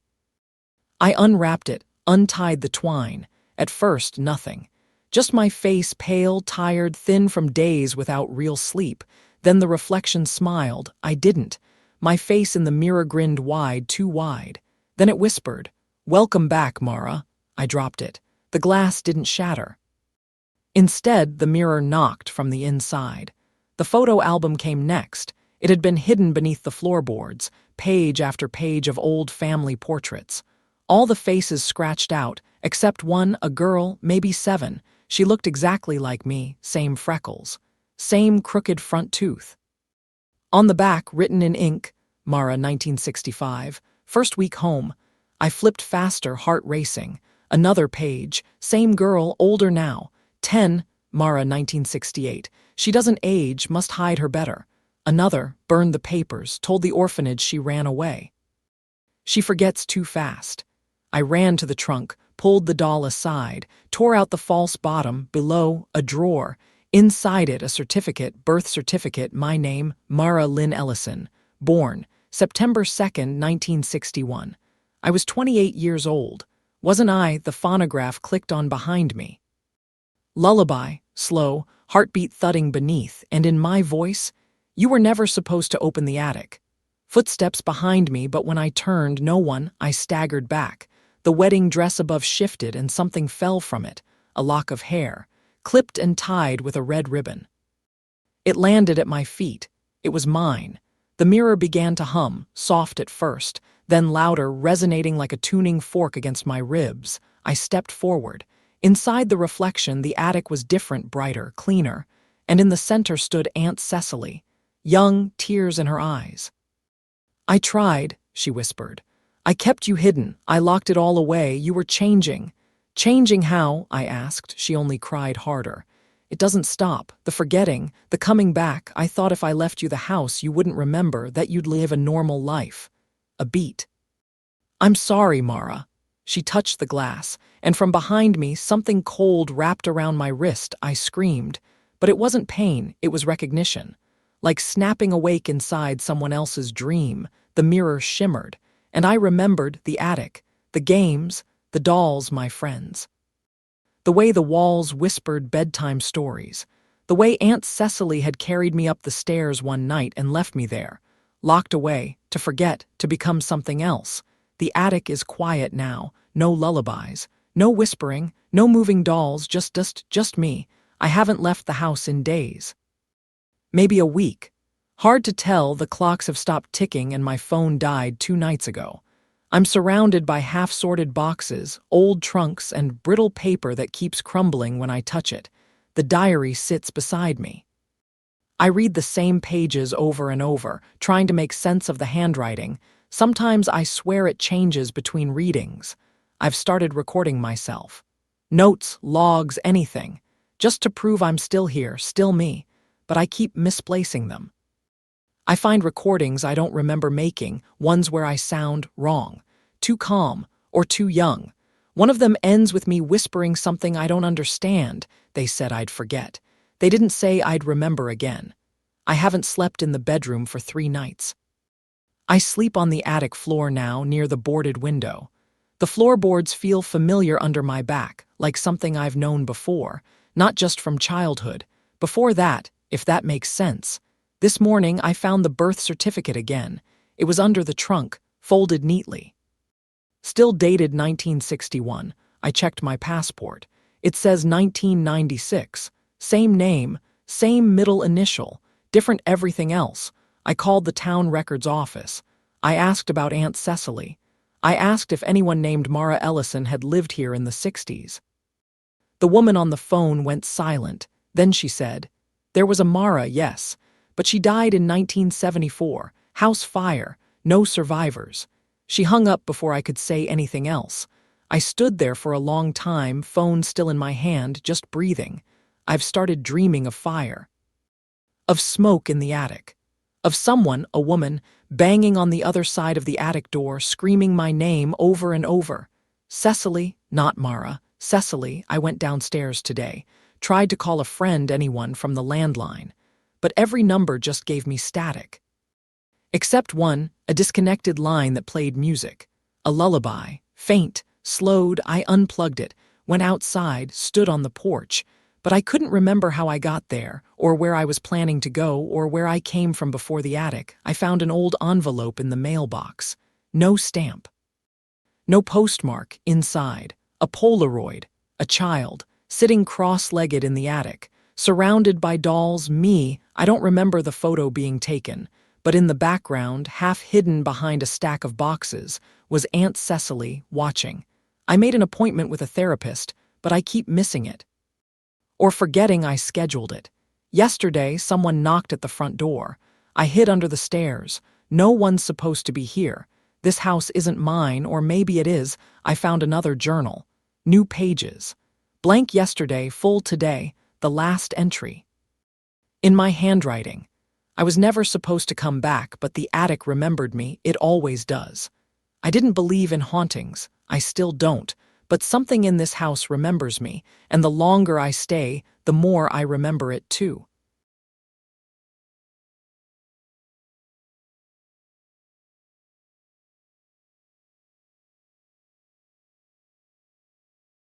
You ever live in a place where the walls are so thin, you can hear your neighbor breathe? Now imagine you hear them scream. Every night, at the exact same time. And when you finally work up the nerve to check, their apartment is empty and has been for months. Voice memo number 1 timestamp. April 2, 2:47 a.m. I'm Jonas, a copy editor, Recently divorced, living in Tower Pines apartments.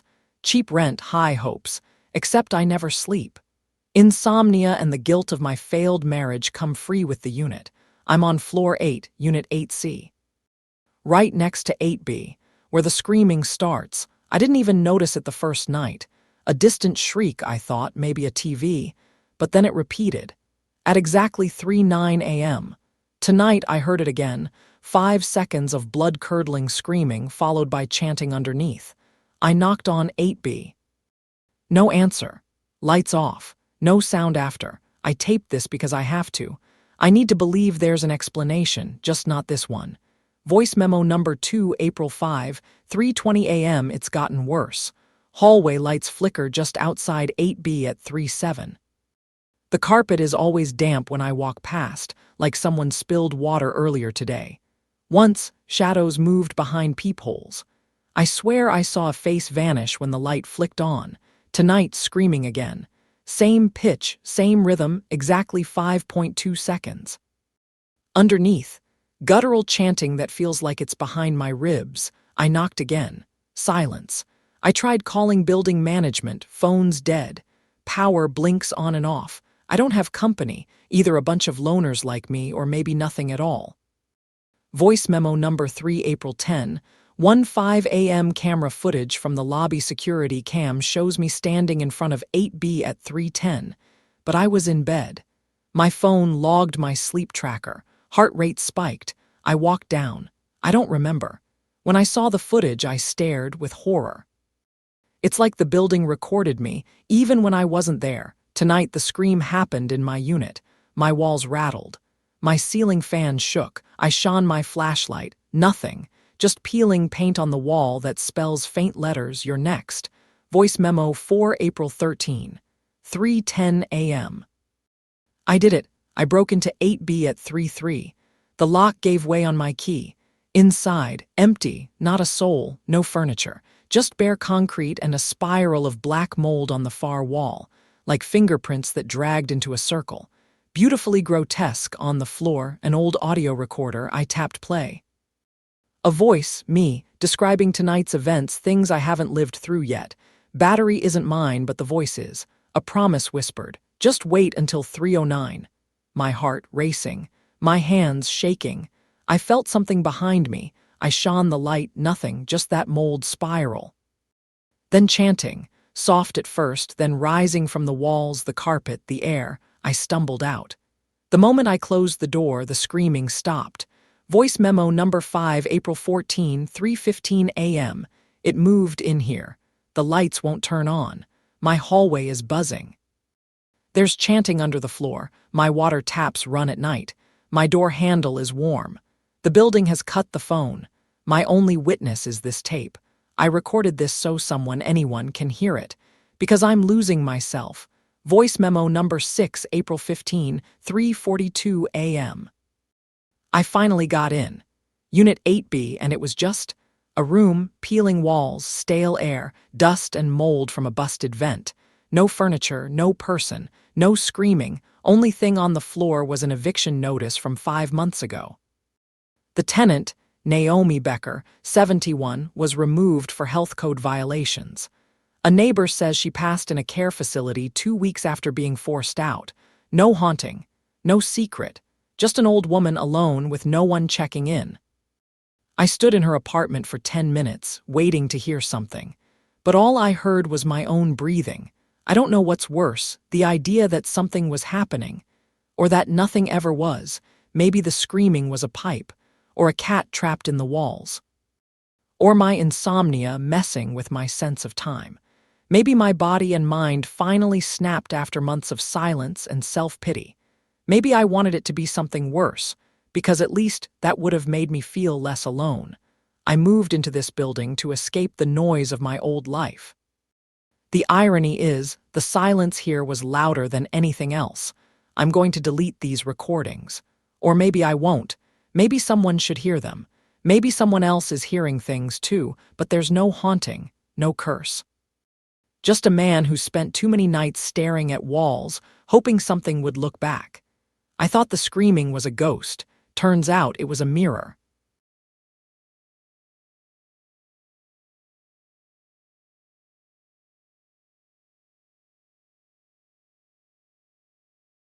If you're listening to this, it means I didn't make it out, but maybe you can. Maybe you'll believe me before it's too late. My name is Aaron. I was a registered nurse. 29 years old, 7 years into the job. I was transferred to St. Eulalia Memorial Hospital after a breakdown at my previous post in Portland General. They said I was unstable following the incident. That's what they called it, the incident. I don't remember much from that night. A patient had a psychotic episode. I was supposed to help. But something went wrong. I woke up 3 days later with a concussion and a memory full of holes. Therapy wasn't helping. The whispers never stopped, so they transferred me here. A quiet hospital way out near the edge of town. Low stress, they said. Fewer patients, easier nights. Fewer patients, sure, but not easier. St. Eulalia sits tucked into a grove of dying pine trees. Rust clings to its siding like rot on a tooth. The place smells of antiseptic old blood and mold no matter how much bleach you use. There are only 17 patients, mostly elderly, terminal. A skeleton crew of night nurses, the kind of hospital where the world forgets people go to die. I was assigned to nights. Always nights. On my first shift, Nurse Delaney handed me a set of keys and a folded paper map of the hospital. "Don't worry," she said, brushing her gray curls back. "They're mostly quiet. Just check vitals and make sure none wander off." I asked if the map was up to date. She just smiled. There haven't been renovations in 30 years. She didn't mention Ward C, but I found it that night. The hall was sealed with yellowed plastic sheeting and rusted chains. A sign, crooked on its nail, read, "Condemned, do not enter," and yet the lights were on, flickering, pale blue and buzzing. I thought it might be a mistake. At 2:03 a.m., the intercom crackled to life. "Code blue, Ward C." I froze. That couldn't be right. I pressed the receiver. "Security, please confirm. Ward C is inactive." Silence, then a hiss like static and a woman's voice whispering. "He's not breathing." I dropped the receiver. That was the first night it got worse. Fast. Room 217 was always cold, even though no one was assigned to it. Thermostat said 72, but my breath fogged the air. One night I passed by and heard the monitor beeping. I opened the door. There was a shape under the covers. I saw the rise and fall of breath. "Sir?" I whispered, stepping closer. The monitor flatlined. I yanked back the sheet. Nothing, just neatly folded linens and a faint, human-shaped indentation in the mattress. I reported it. Maintenance checked the wiring. "Probably a signal bounce," they said, but every night it beeped again. And every night something breathed. There's an old elevator between the east and west wings. Out of service, according to the signs, covered in dust, except at 3 a.m. It descends on its own, doors open. No one inside except once. I saw a patient, pale skin, paper gown. No ID bracelet. He didn't speak. Just raised one trembling hand and pointed down. I blinked and the elevator was empty. Later, I found a patient photo in old files. From 1992. His name was Terrence O'Neill, died in Ward C, cardiac arrest, age 19. It was him. No question. But his body was never recovered. The chart said, disappeared during transfer. Every room has a vent near the bed.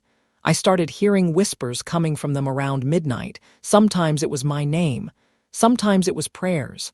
Other times screaming. I told myself it was just air pressure. Old ducks, but one night I crouched beside the vent in room 105 and whispered back, "Who's there?" Nothing. I started to rise, then a voice, raspy, desperate, "Help me, I'm still in Ward C." Sleep-deprived, I started doubting myself. I stopped calling family. I lost track of days. I started seeing my old patients from Portland. One woman, Denise, had died during my shift last year. She walked past the break room window, smiling. Face caved in where the tumor had grown. I tried to chase her, but the hallway just stretched and stretched. Lights above blinking off one by one as I ran. I found myself in front of the morgue, door locked. Still, I could hear someone inside knocking. On my 7th night, a woman came to the hospital around 2 a.m. She said her name was Carla. Short, jittery, eyes constantly shifting. "Are you new?" She asked. I nodded. She grabbed my wrist. Don't answer the intercom, she whispered. They use it to lure you. They, the ones who stayed behind, the ones who couldn't leave. I laughed nervously. Like ghosts, her expression didn't change. No, like us. Then she walked out the automatic doors and vanished into the fog, curious, or maybe obsessed. I broke into the records room. I needed answers. The files on Ward C were burned. Literally, edges charred, most pages unreadable. But I found a staff photo dated 1996. A team of night nurses. I recognized one face, Delaney, same gray curls, same smile. But the photo was nearly 30 years old. She looked exactly the same, and beneath her name. In Memoriam 1997, I couldn't take it anymore. I decided to leave mid-shift, abandon my post. Drive until the road ran out. But as I reached the exit, the automatic doors wouldn't open. They just hummed like they were trying to breathe. My phone had no signal. My watch read 3 a.m. and then the elevator dinged, doors opened. Inside, a bed neatly made, one chart on the hook. It read, Patient, Aaron Walker. Condition, deceased, time of death, 3 a.m. I backed away, but the elevator dragged me in. The moment the doors closed, I felt it. Cold, wet, fingers on my skin, voices all around me. It's your turn now. I woke up in room 217, wires in my arm. Machines beeping, blank walls, cold air. Delaney stood at the foot of my bed, smiling. Rough night, huh? She said. I tried to scream. My voice was gone. She held up a mirror. My reflection wasn't alive, pale, lips blue, eyes hollow. That's when I remembered I never left Portland. I died during the incident. Massive head trauma. Code called. DOA sent. Eulalia isn't a hospital, it's a purgatory, a place for nurses and doctors who couldn't let go. We replay our shifts endlessly, drawn to guilt like moths to a flame. Some patients. They were staff once too. They stayed too long. Now they hunt for company. If you're listening to this, I'm probably gone. They say when your guilt fades, you move on, but mine won't. Not yet. Because last night I was assigned a trainee. She looked so young, so scared. Her name is, your name, isn't it? And you're listening to this right now, maybe in the break room, maybe at 3 a.m. Look around you. Have the lights started flickering? Has room 217 beeped? Has the elevator just opened? Welcome to the night shift. See you soon.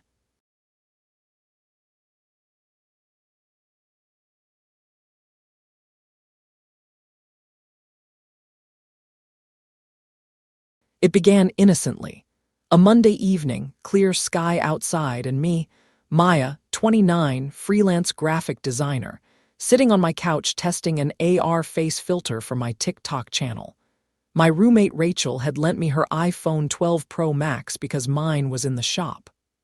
The filter, some cute puppy ears, covered my face and I laughed. Rachel taped a quick video of me for her story. Then I flipped the camera to record selfie plus room to test lighting. There, reflected faintly behind me on the glass coffee table, was another face. Pale, slim, staring, not at me but with me. I doubled over so fast I smudged the filter across my forehead. Rachel, did you see? Her hushed whisper. What, are you okay? She didn't see it. Replay frame by frame. The glitchy reflection lingered for just 20 frames before dissolving behind my shoulder. App crashed when I pressed save. I chalked it up to a mislabeled depth map glitch. AR apps can be buggy, especially on borrowed devices. Rachel joked I needed to stop working at night, but I couldn't shake the face. Later, as I showered, running water echoed too sharply, like a recording without normal room ambience. Towels felt heavier. The bathroom light flickered once when I looked over my shoulder. Just a fraction of a moment, but enough to freeze me, shampoo bottle in hand. Back in the living room, that face flickered again during video playback, but only if I paused the wrong frame. The moment I heard the soft hum behind my ears, I knew something had shifted. It wasn't a sound you could trace, not like a fridge buzz or street noise. It was a low vibration, like a machine gently running under the floorboards. I pressed my palm to the carpet. Nothing. Still, the sensation thrummed through my skull like a tuning fork placed against bone. I turned off everything. The phone, the fan, even unplugged the modem. Yet the feeling lingered, a pressure that pulsed just under awareness. I paced the room like a paranoid cat, ears tilted toward the corners. That's when my phone buzzed, filter error, unexpected motion, scan restarted. I stared at it, squinting at the screen through the darkness. The app had auto-reopened itself. No, worse, it was actively running the filter. The camera pointed at the ceiling. I hadn't even touched it. And in the frame, two faces. My own, dimly lit by screen glow, and another, right behind me, partially cut off, like it had leaned into the shot from a crooked angle. No features, just a vague human shape, shimmering with AR confusion. The second face flickered and glitched at the edge of the camera's view like it was trying not to be seen completely. My gut dropped. I froze. Then the screen flashed. Two faces detected. Share detection allowed deny. I stared at the buttons until they faded. My thumb hovered over the screen but never touched it. When I looked up, the mirror above my dresser rippled. Just for a moment, like something had touched its surface from the other side. The next morning, I needed to know I wasn't imagining things. I texted Rachel again.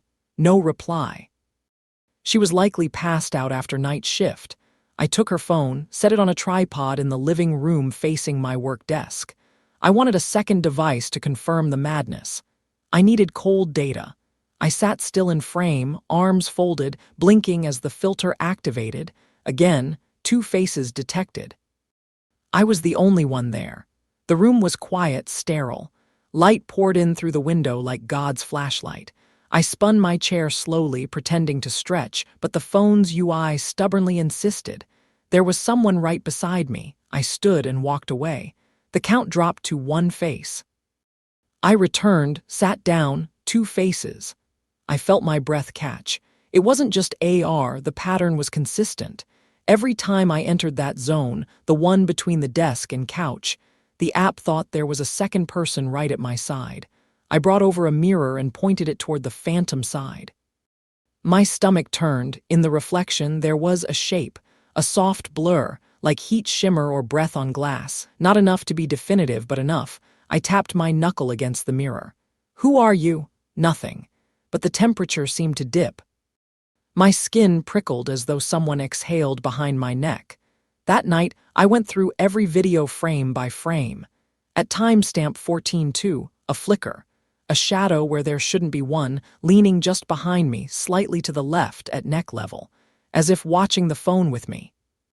I went deep down the rabbit hole, Stack Overflow threads, Reddit posts buried, whispered stories about AR filters accidentally catching the wrong face.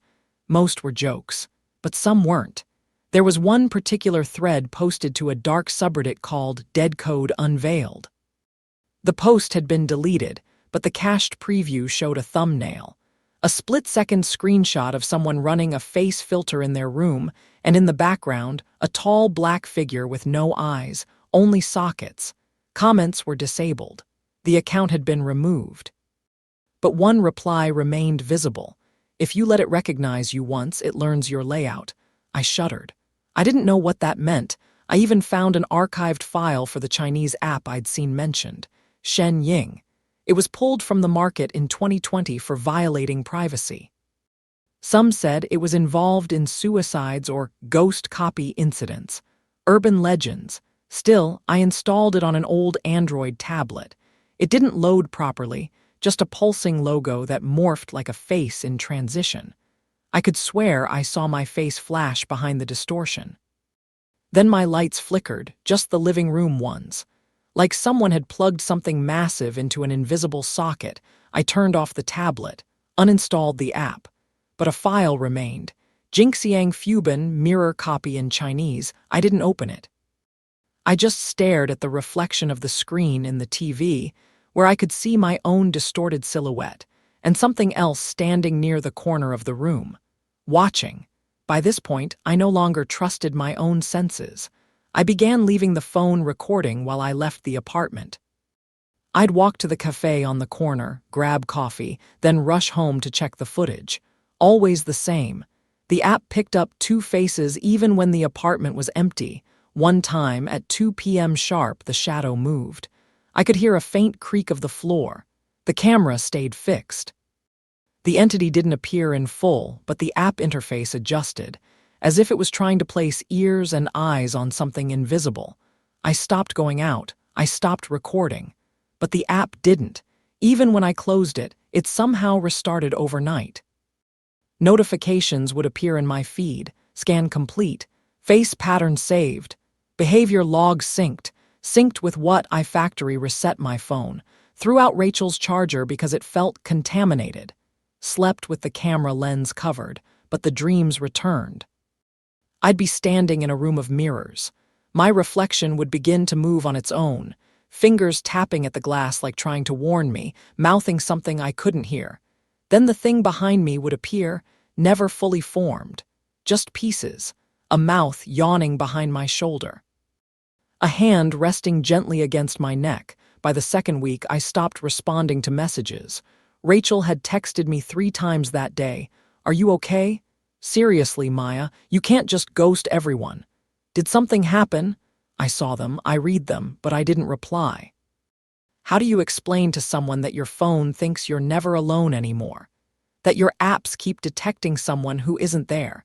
Someone who moves when you don't, watches when you aren't looking, and shows up in the mirror when you're blinking? I tried telling myself it was sleep deprivation, paranoia, but that didn't explain the recordings, or the error logs, or the time I caught the second face blinking out of sync with mine. I would stand in front of the mirror for hours, performing stupid, deliberate gestures, raising one hand then the other, moving my head in sharp, jerky movements. Anything to catch my reflection lagging. I started filming everything. 20 gigabytes of silent videos that all ended the same way, with my reflection moving just slightly wrong, like it had forgotten who it was copying. I only slept in bursts, maybe 20 minutes at a time, with the lights on and mirrors covered. I taped towels over them, stuck Post-its on my phone cameras, burned out my screen trying to delete apps that came back the next day. Once, I caught the reflection smiling, just smiling, and I wasn't. The night it crossed over began like any other. I was curled up on the couch, blanket pulled tight, all electronics powered down except a small solar camping lamp. I hadn't touched a phone in over 48 hours. I wanted quiet. But that night the room felt dense, like humidity with no heat, like a pressure building from inside the walls. I didn't move. My eyes landed on the mirror above the bookshelf. I'd forgotten to cover it. I could see my outline reflected in the glass, but something was wrong. My reflection was sitting upright, rigid, when I was clearly slumped sideways. It blinked. I didn't. My blood turned to ice. I slowly sat up, trying to match it, but the reflection lagged by 2 seconds. Then 3. Then it stopped matching me altogether. It stared directly at me, not in that dead-eyed, mirrored way. It locked eyes with me like a separate being, then it stood up. I didn't. The reflection stepped out of frame. I screamed. I leapt from the couch and ran to the kitchen, flipped every light on, heart thundering. From the corner of my eye, I saw it in the mirror near the fridge, not walking, not crawling, just standing, frozen, waiting. It moved only when I looked away. I began hyperventilating, backing toward the hallway. Mirrors on every side, cheap ones, part of the apartment's tacky decor, and in each one, the reflection was closer, more detailed, more distinct. It had my face but stretched, skin too tight across cheekbones, eyes a bit too black. A half-smile carved like a crack in porcelain. It raised its hand and waved at me. My arms were at my sides. That was when the bulbs burst above me, one by one. A rain of glass and pitch-dark silence. Then I heard it, clear and human but warped like audio slowed 10x. "I've learned you." I don't remember running to the bathroom, only locking the door, slamming the light switch until I saw my own trembling form in the vanity mirror. I had one last phone, an old iPhone I'd stuffed in a drawer. I dug it out, hands shaking. It still worked, no face filters installed. Just the default camera app. I turned it on, heart hammering, and pointed it at the mirror in front of me, two faces, mine and one right behind me, except I felt no breath, no movement, no presence at all. And yet the camera insisted. There was someone there, the mirror fogged, slowly. Like breath on cold glass. Letters etched themselves into the condensation. "Let me in." I screamed and hurled the phone at the sink where it cracked but didn't break. I began sobbing, choking on it. I was breaking. I didn't know where the entity was anymore. Inside the mirror, inside the app, inside me. I scratched at my own reflection with trembling nails, trying to rip it down, scrape it off, undo the attention I had given it. Behind me, I heard the sound of a notification buzz. But my phone wasn't even powered on. The mirror buzzed. The mirror buzzed. It's been 6 months. No, I don't sleep much anymore. I don't really talk to anyone either, at least, not about what happened. People look at you differently when you say you were haunted by your own face. They say things like, maybe it was sleep paralysis. You just needed rest. It was probably an augmented reality bug, filters glitch all the time. They say it because it makes them feel safe. The brain is a funny thing. When something doesn't fit, it makes it fit, and I let them do it. I smiled when my mom hugged me and said I was better now. I nodded when the therapist said I projected my anxiety onto technology. I even deleted the rest of my videos, all 20 gigabytes, except for one. One clip remains in a private folder on an encrypted drive I never connect to Wi-Fi. In it, I'm filming the mirror in my old apartment bathroom, my hand trembling, voice whispering, "Please, not again." And just before the video ends, my reflection blinks twice, then grins and says, "Soon." I never said that. I never smiled. I never blinked. I live in a new place now. A studio. High up, lots of windows. No mirrors, no reflective glass, nothing with a screen larger than a watch face. I still own a phone, but it's a burner, no social apps, no camera permissions, nothing that can see me. But it doesn't really matter anymore. Some nights I hear faint static, like white noise from a broken TV, even though the power is off. Some nights, I'll catch the faint smudge of a fingerprint on a surface I didn't touch. Sometimes, rarely, I see a shape behind me in a dark window when I'm passing by. Only once did I see the full face again. It was in the black of my unplugged tablet screen. I'd left it out by mistake. I walked past it, and there it was, staring, same face, same smile. Only this time it wasn't mimicking. It wasn't pretending to be me. It was watching me. My friends say, "Come on, it's just TikTok," or "You used to love filters." But I don't laugh anymore. You don't understand the dread of watching a cartoon cat ear filter land on a face when no one else is in the room. Or the terror of being told by facial recognition, "One face detected." 2 faces detected. I've kept it all inside. The weirdest part? The filter company reached out.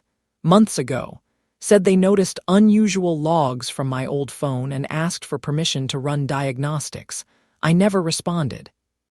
How do I explain to them that whatever they accidentally found, it found me too, and it's still here?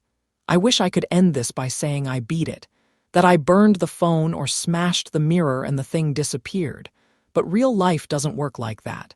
Some things attach to you. Some things become part of your nervous system, buried deep in the patterns of your brain. Some ghosts don't live in haunted houses. Some of them live in software, or inside your reflection. And the scariest part, they only need you to look, even once.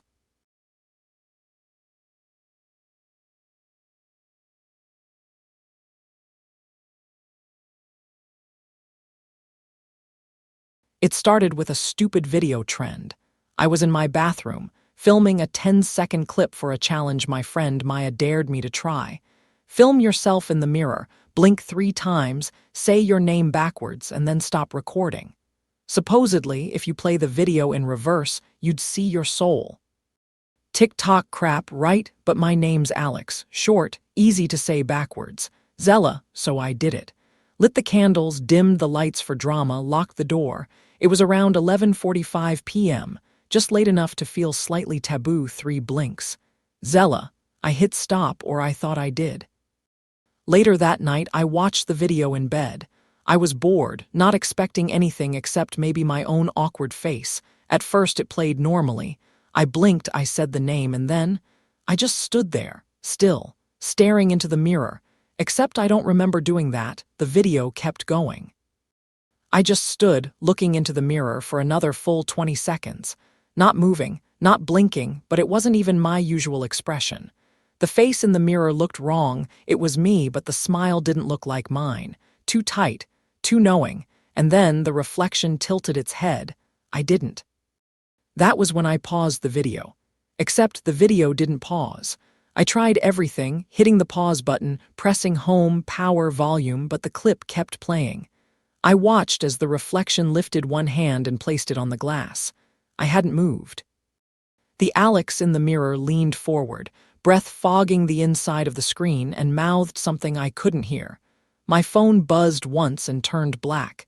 Dead battery, but it was at 73%. That night I slept with the lights on. The next morning I deleted the video. Or tried to. Every time I held down and tapped delete, my phone froze. I went into my file manager and manually deleted the video. Gone. Until I opened my gallery an hour later and found it again, renamed. Zella Mauve. I asked Maya if she experienced anything weird from the challenge. No, she laughed. But I made that up. There is no challenge. I just wanted to see if you'd say your name backwards. Over the next few days, things got worse. Every time I looked into a mirror, any mirror, I swore there was a delay. A few milliseconds at first, then more. I'd raise my hand and see the reflection follow slightly too late. I chalked it up to stress.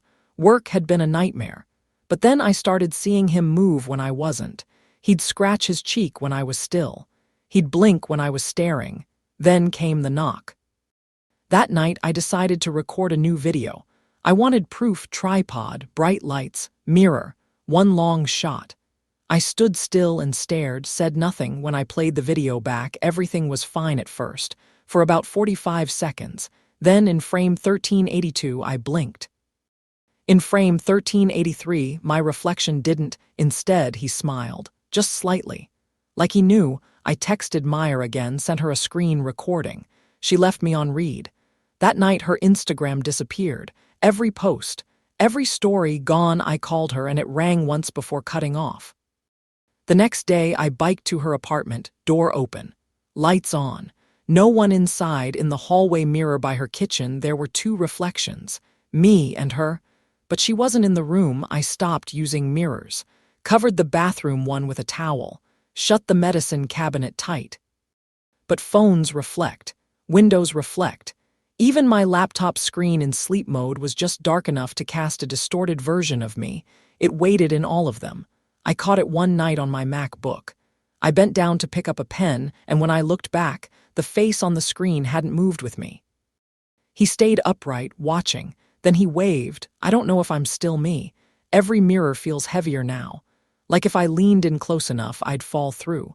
Last night, I dreamed of static, of my own face peeling off and smiling back at me from the other side. It whispered, "Let me out." I woke up screaming, only to find a new video in my phone. Time-stamped 3 a.m. It was me, asleep, and the reflection standing above the bed.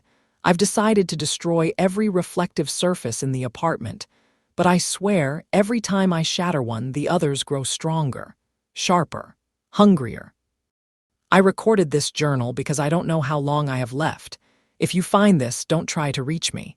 Don't film yourself. Don't say your name backwards, because once you do, they know who you are, and your reflection will too. I've covered every mirror frame in the apartment with cardboard and tape, even the tiny one in the hallway. Maybe there are enough hidden surfaces in my prints or in the glass of my door that I'll never fully escape it. But that didn't stop last night. It started as a knock upon waking. A soft tap-tap on wood, not the front door, but the wall behind me. 3 knocks, then a pause, then 3 more. Each knock shoved something unpleasant into my chest, like each rap was my own bones echoing. I sat up and stared at the wall. Taped over plaster was my new makeshift sheet masking the old bathroom mirror behind it. Through the cardboard, I could feel a faint pressure, like a warm hand on the other side, slowly pushing inward. I put my ear to the surface. Behind it, I heard my breathing, my heartbeat. But not quite in sync, slower, off by a half beat, then came a whisper, almost too soft. It's me, but the voice wasn't mine. It sounded familiar, though, like a version of me that belonged someplace else. I staggered back. The walls seemed to ripple, like a still pond shaken by a single drop. When I backed away, the pressure lifted. The knocking stopped, but the weight lingered. I sat on the floor, shaking, waiting for dawn. During the day, I forced myself outside. Walked until the sun felt strange, too weak to compel me awake. I called my friend Claire. I needed someone outside my paranoia bubble. She answered on the second ring, voice tentative. I saw your story, she said. Look, I don't know what's going on, but you should come stay with me for a bit, just until you feel safe again. I said yes. I really did want to get away. But as I packed, I paused at the bathroom door. Even covered, I couldn't stop staring. My reflectionless image flickered in the gloss of my phone camera. I noticed something else. My reflection's mouth was moving, but mine wasn't. On the screen, reflection repeated Claire's words softly, "Come stay."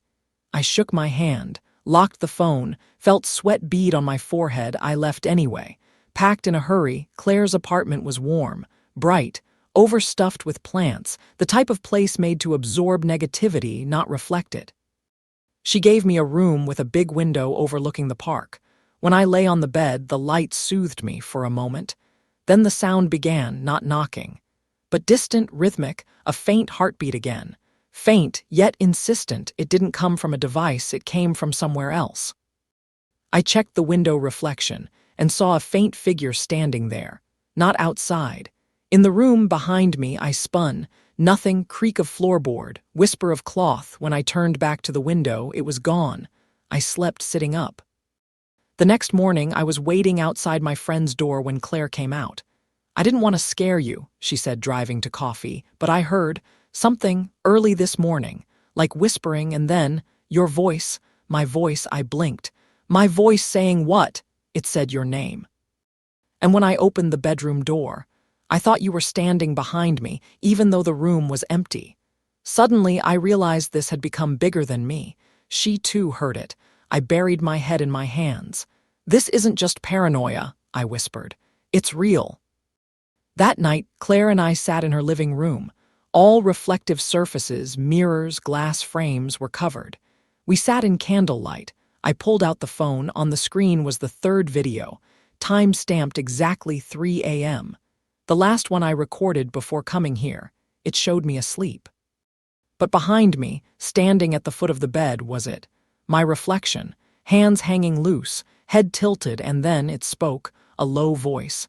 My words warped, "You should have stayed." Then the video cut to static. Claire gasped. And I realized as the hammer fell in my chest, this entity had recorded me and was able to speak. It had learned, Claire agreed. We needed to confront it. We found an old full-length mirror in her storage closet, unused. We placed it at the foot of the bed, candles on either side. I raised the phone again. We pressed record. I lay down in front of the mirror. Claire held the phone in her hand, filming. Minutes passed. Then a faint fog began to layer on the mirror, center bulging outward like someone breathing on it. I blinked. My reflection stayed still. Then, in the reflection, I saw her, not me, a woman, face pale and eyes dark. She mouthed words, "You belong here." The surface rippled. I felt something cold brush my shoulder behind me, though Claire and I were both certain no one stood there. The candles guttered. Claire screamed. All at once, the mirror cracked. We jumped back. The reflection shattered. Multiple silhouettes fell into darkness. One by one, mirror pieces rattled onto the floor, showing fragments of our faces, fractured. Claire scooped up parts of the glass. We cover this place. We seal it. We turned every shard around and taped them metallic side toward the wall, finally covering the mirror entirely in sheets of cardboard again, both of us trembling. I drove home before sunrise. I was exhausted, but calmer. The windows of my apartment were closed tight, fully covered. Every reflective surface either buried or concealed. I slept. When I woke, silence, no knocking, no heartbeat, no pressure. Maybe this is over. Maybe the entity was bound by the mirror. Later that morning, I washed dishes in the kitchen sink and glanced at the tiled backsplash. One tile cracked. I hadn't hit it on it, written faintly as if etched from the other side. See you soon. I dropped the sponge. I haven't touched a mirror in weeks. Every day I wake and vow not to look at reflective surfaces. I keep cameras on personal devices off.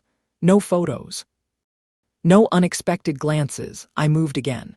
A smaller studio apartment, no decorative glass, no shine. But I still avoid passing office windows, restaurant mirrors, car surfaces. When unavoidable, I turn away. It's not just superstition anymore, it's awareness. Because out there across the world, people are looking into mirrors, taking that blink, saying their name backwards, and maybe, just maybe, somebody is standing behind them and watching.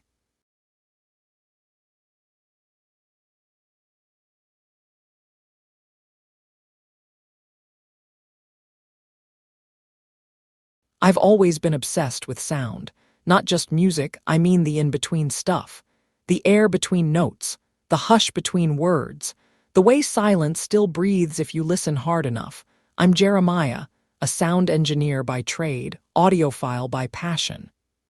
After years in live production, I started my own channel called Echo Fix Audio, where I streamed ambient mixes, did live edits, and talked spectral audio theory with a pretty niche but loyal late-night community. That first night, everything was normal, or so I thought. It was around 3 a.m., the quiet hour. I was mixing an analog field recording from Iceland, layering a faint wind distortion over a rain texture. Everything felt smooth, perfect levels. I even joked with chat, if silence had a skeleton, this would be it. Then I noticed it. A spike on the waveform. There was no new input, no mic noise, no FX chain activated, just a single sharp rise. Like a pulse or a heartbeat. I froze, tapped the interface. Nothing changed. The waveform held steady, but something was off. In my headphones, I began to feel, not hear, a low rumble. Subsonic, the kind that lives in your jaw and sinuses. I muted everything, still there, no visible source, no track playing, just that pressure. Like the room was inhaling. I told myself it was a plug-in glitch, faulty RAM, too much caffeine, but chat remembered. They clipped it, sent timestamps. And when I went live again the next night, the same thing happened, except worse. This time, the moment I pressed record, the studio went cold. Not cool, bone cold. I could literally see my breath fog up in front of me. The softbox light above me flickered, one sharp blink, then steadied. That's when I heard it, not through my headphones, through the room. You hear me. A voice like gravel underwater. It didn't come from the speakers, it came from behind me. I yanked every mic cable. Shut the DAW. The interface light stayed on. The noise kept going. I checked the waveform, it was glitching, stuttering. Not noise code, like something was tapping out a signal. Dashes and dots. My heart was pounding like a kick drum. I shut the stream down, but the hum never left my ears. I skipped a night, slept 14 hours, told myself I was burned out. When I booted up the system again, everything was reset, factory settings. My presets gone, plugins corrupted. The DAW prompted a fresh install, but there was one file still in the directory, 3 a.m. Mixwav, I didn't save that. I never name anything like that. I played it. First minute, just hiss. Wet static. Then my own voice warped, slowed like tape pulled through sludge. I'm already in. Then a blast of feedback, piercing, mechanical, so loud it blew out my left monitor. The cone cracked right down the middle. And underneath that screech, I swear I heard breathing. Not mine. I asked Addie, my assistant editor, to join the stream. She thought I was sleep-deprived, said it was stress. 10 minutes in, everything seemed fine, then the monitors flickered again. Rapid fire like a strobe. The waveform on my screen started jittering. It shouldn't even move without sound input. Then chat blew up. Someone clipped a frame and paused. There was a shape behind me, a silhouette, thin, static-drenched, just standing. Humming, Addie screamed. The lights shut off. The stream cut. When I went to check the file, it was gone, not corrupted, not deleted, gone like it had never existed. I went full paranoia. Brought in EMF meters, infrared, even set up a dummy backup rig off the grid, all of it flatlined at 3 a.m. Every piece of gear failed, except the mic. The mic picked up something, a single inhale, then the voice, louder now, inside the room. I'm still mixing. Come closer. Every light dimmed until I was sitting in blackness except for the faint red LED on the mic pulsing like a heartbeat. The last thing the stream saw was me, sitting, staring at the screen, frozen. Addie stopped replying to messages. Her profile disappeared. Viewers said her entire channel was gone, every video erased. Her name didn't come up in search. That night, Dave, a co-producer from my old job, sent a voicemail. It was 10 seconds of dead silence, then one sharp click like someone pressed record. I left my stream running, didn't say a word, just turned everything off and let the room speak. At 3 a.m., something scratched inside the wall. My headphones turned on by themselves. The waveform blinked. One spike, then two, then a constant rise. Let me show you the master track. I didn't announce the final stream. No overlays, no music, just me in the studio sitting in the dim glow of the monitors. Everything felt wrong. Not terrifying, just empty, like the room had been emptied of air. The waveform was stable at first, just background hiss, normal. But I kept staring at it, waiting for a spike like I wanted it to happen. The moment 3:05 a.m. hit, the stream glitched, only for a second, just a flicker. Chat said my screen froze. Some saw a blur pass behind me. Others said I whispered something, but my lips didn't move. I don't remember saying anything, and then the stream cut to black. But I didn't disappear, I just sat there. For hours. Eventually, I stood up, turned off the rig, and left. I haven't streamed since. Addie never responded. Her numbers disconnected. Her accounts are gone, every trace. Maybe she deleted everything. Maybe she just wanted out. Sometimes I still hear that low hum, late at night.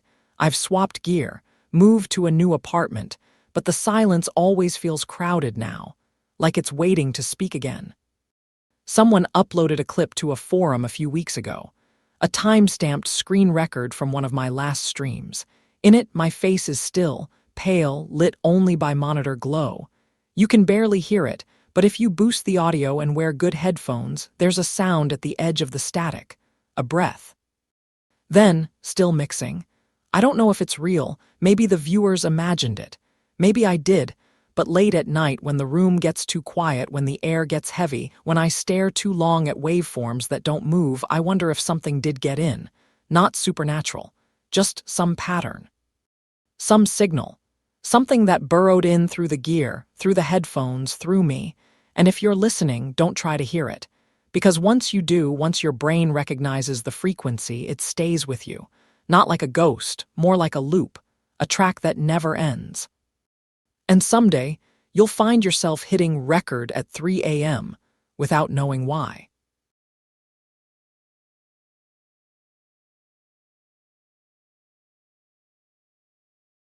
As always, thanks for listening.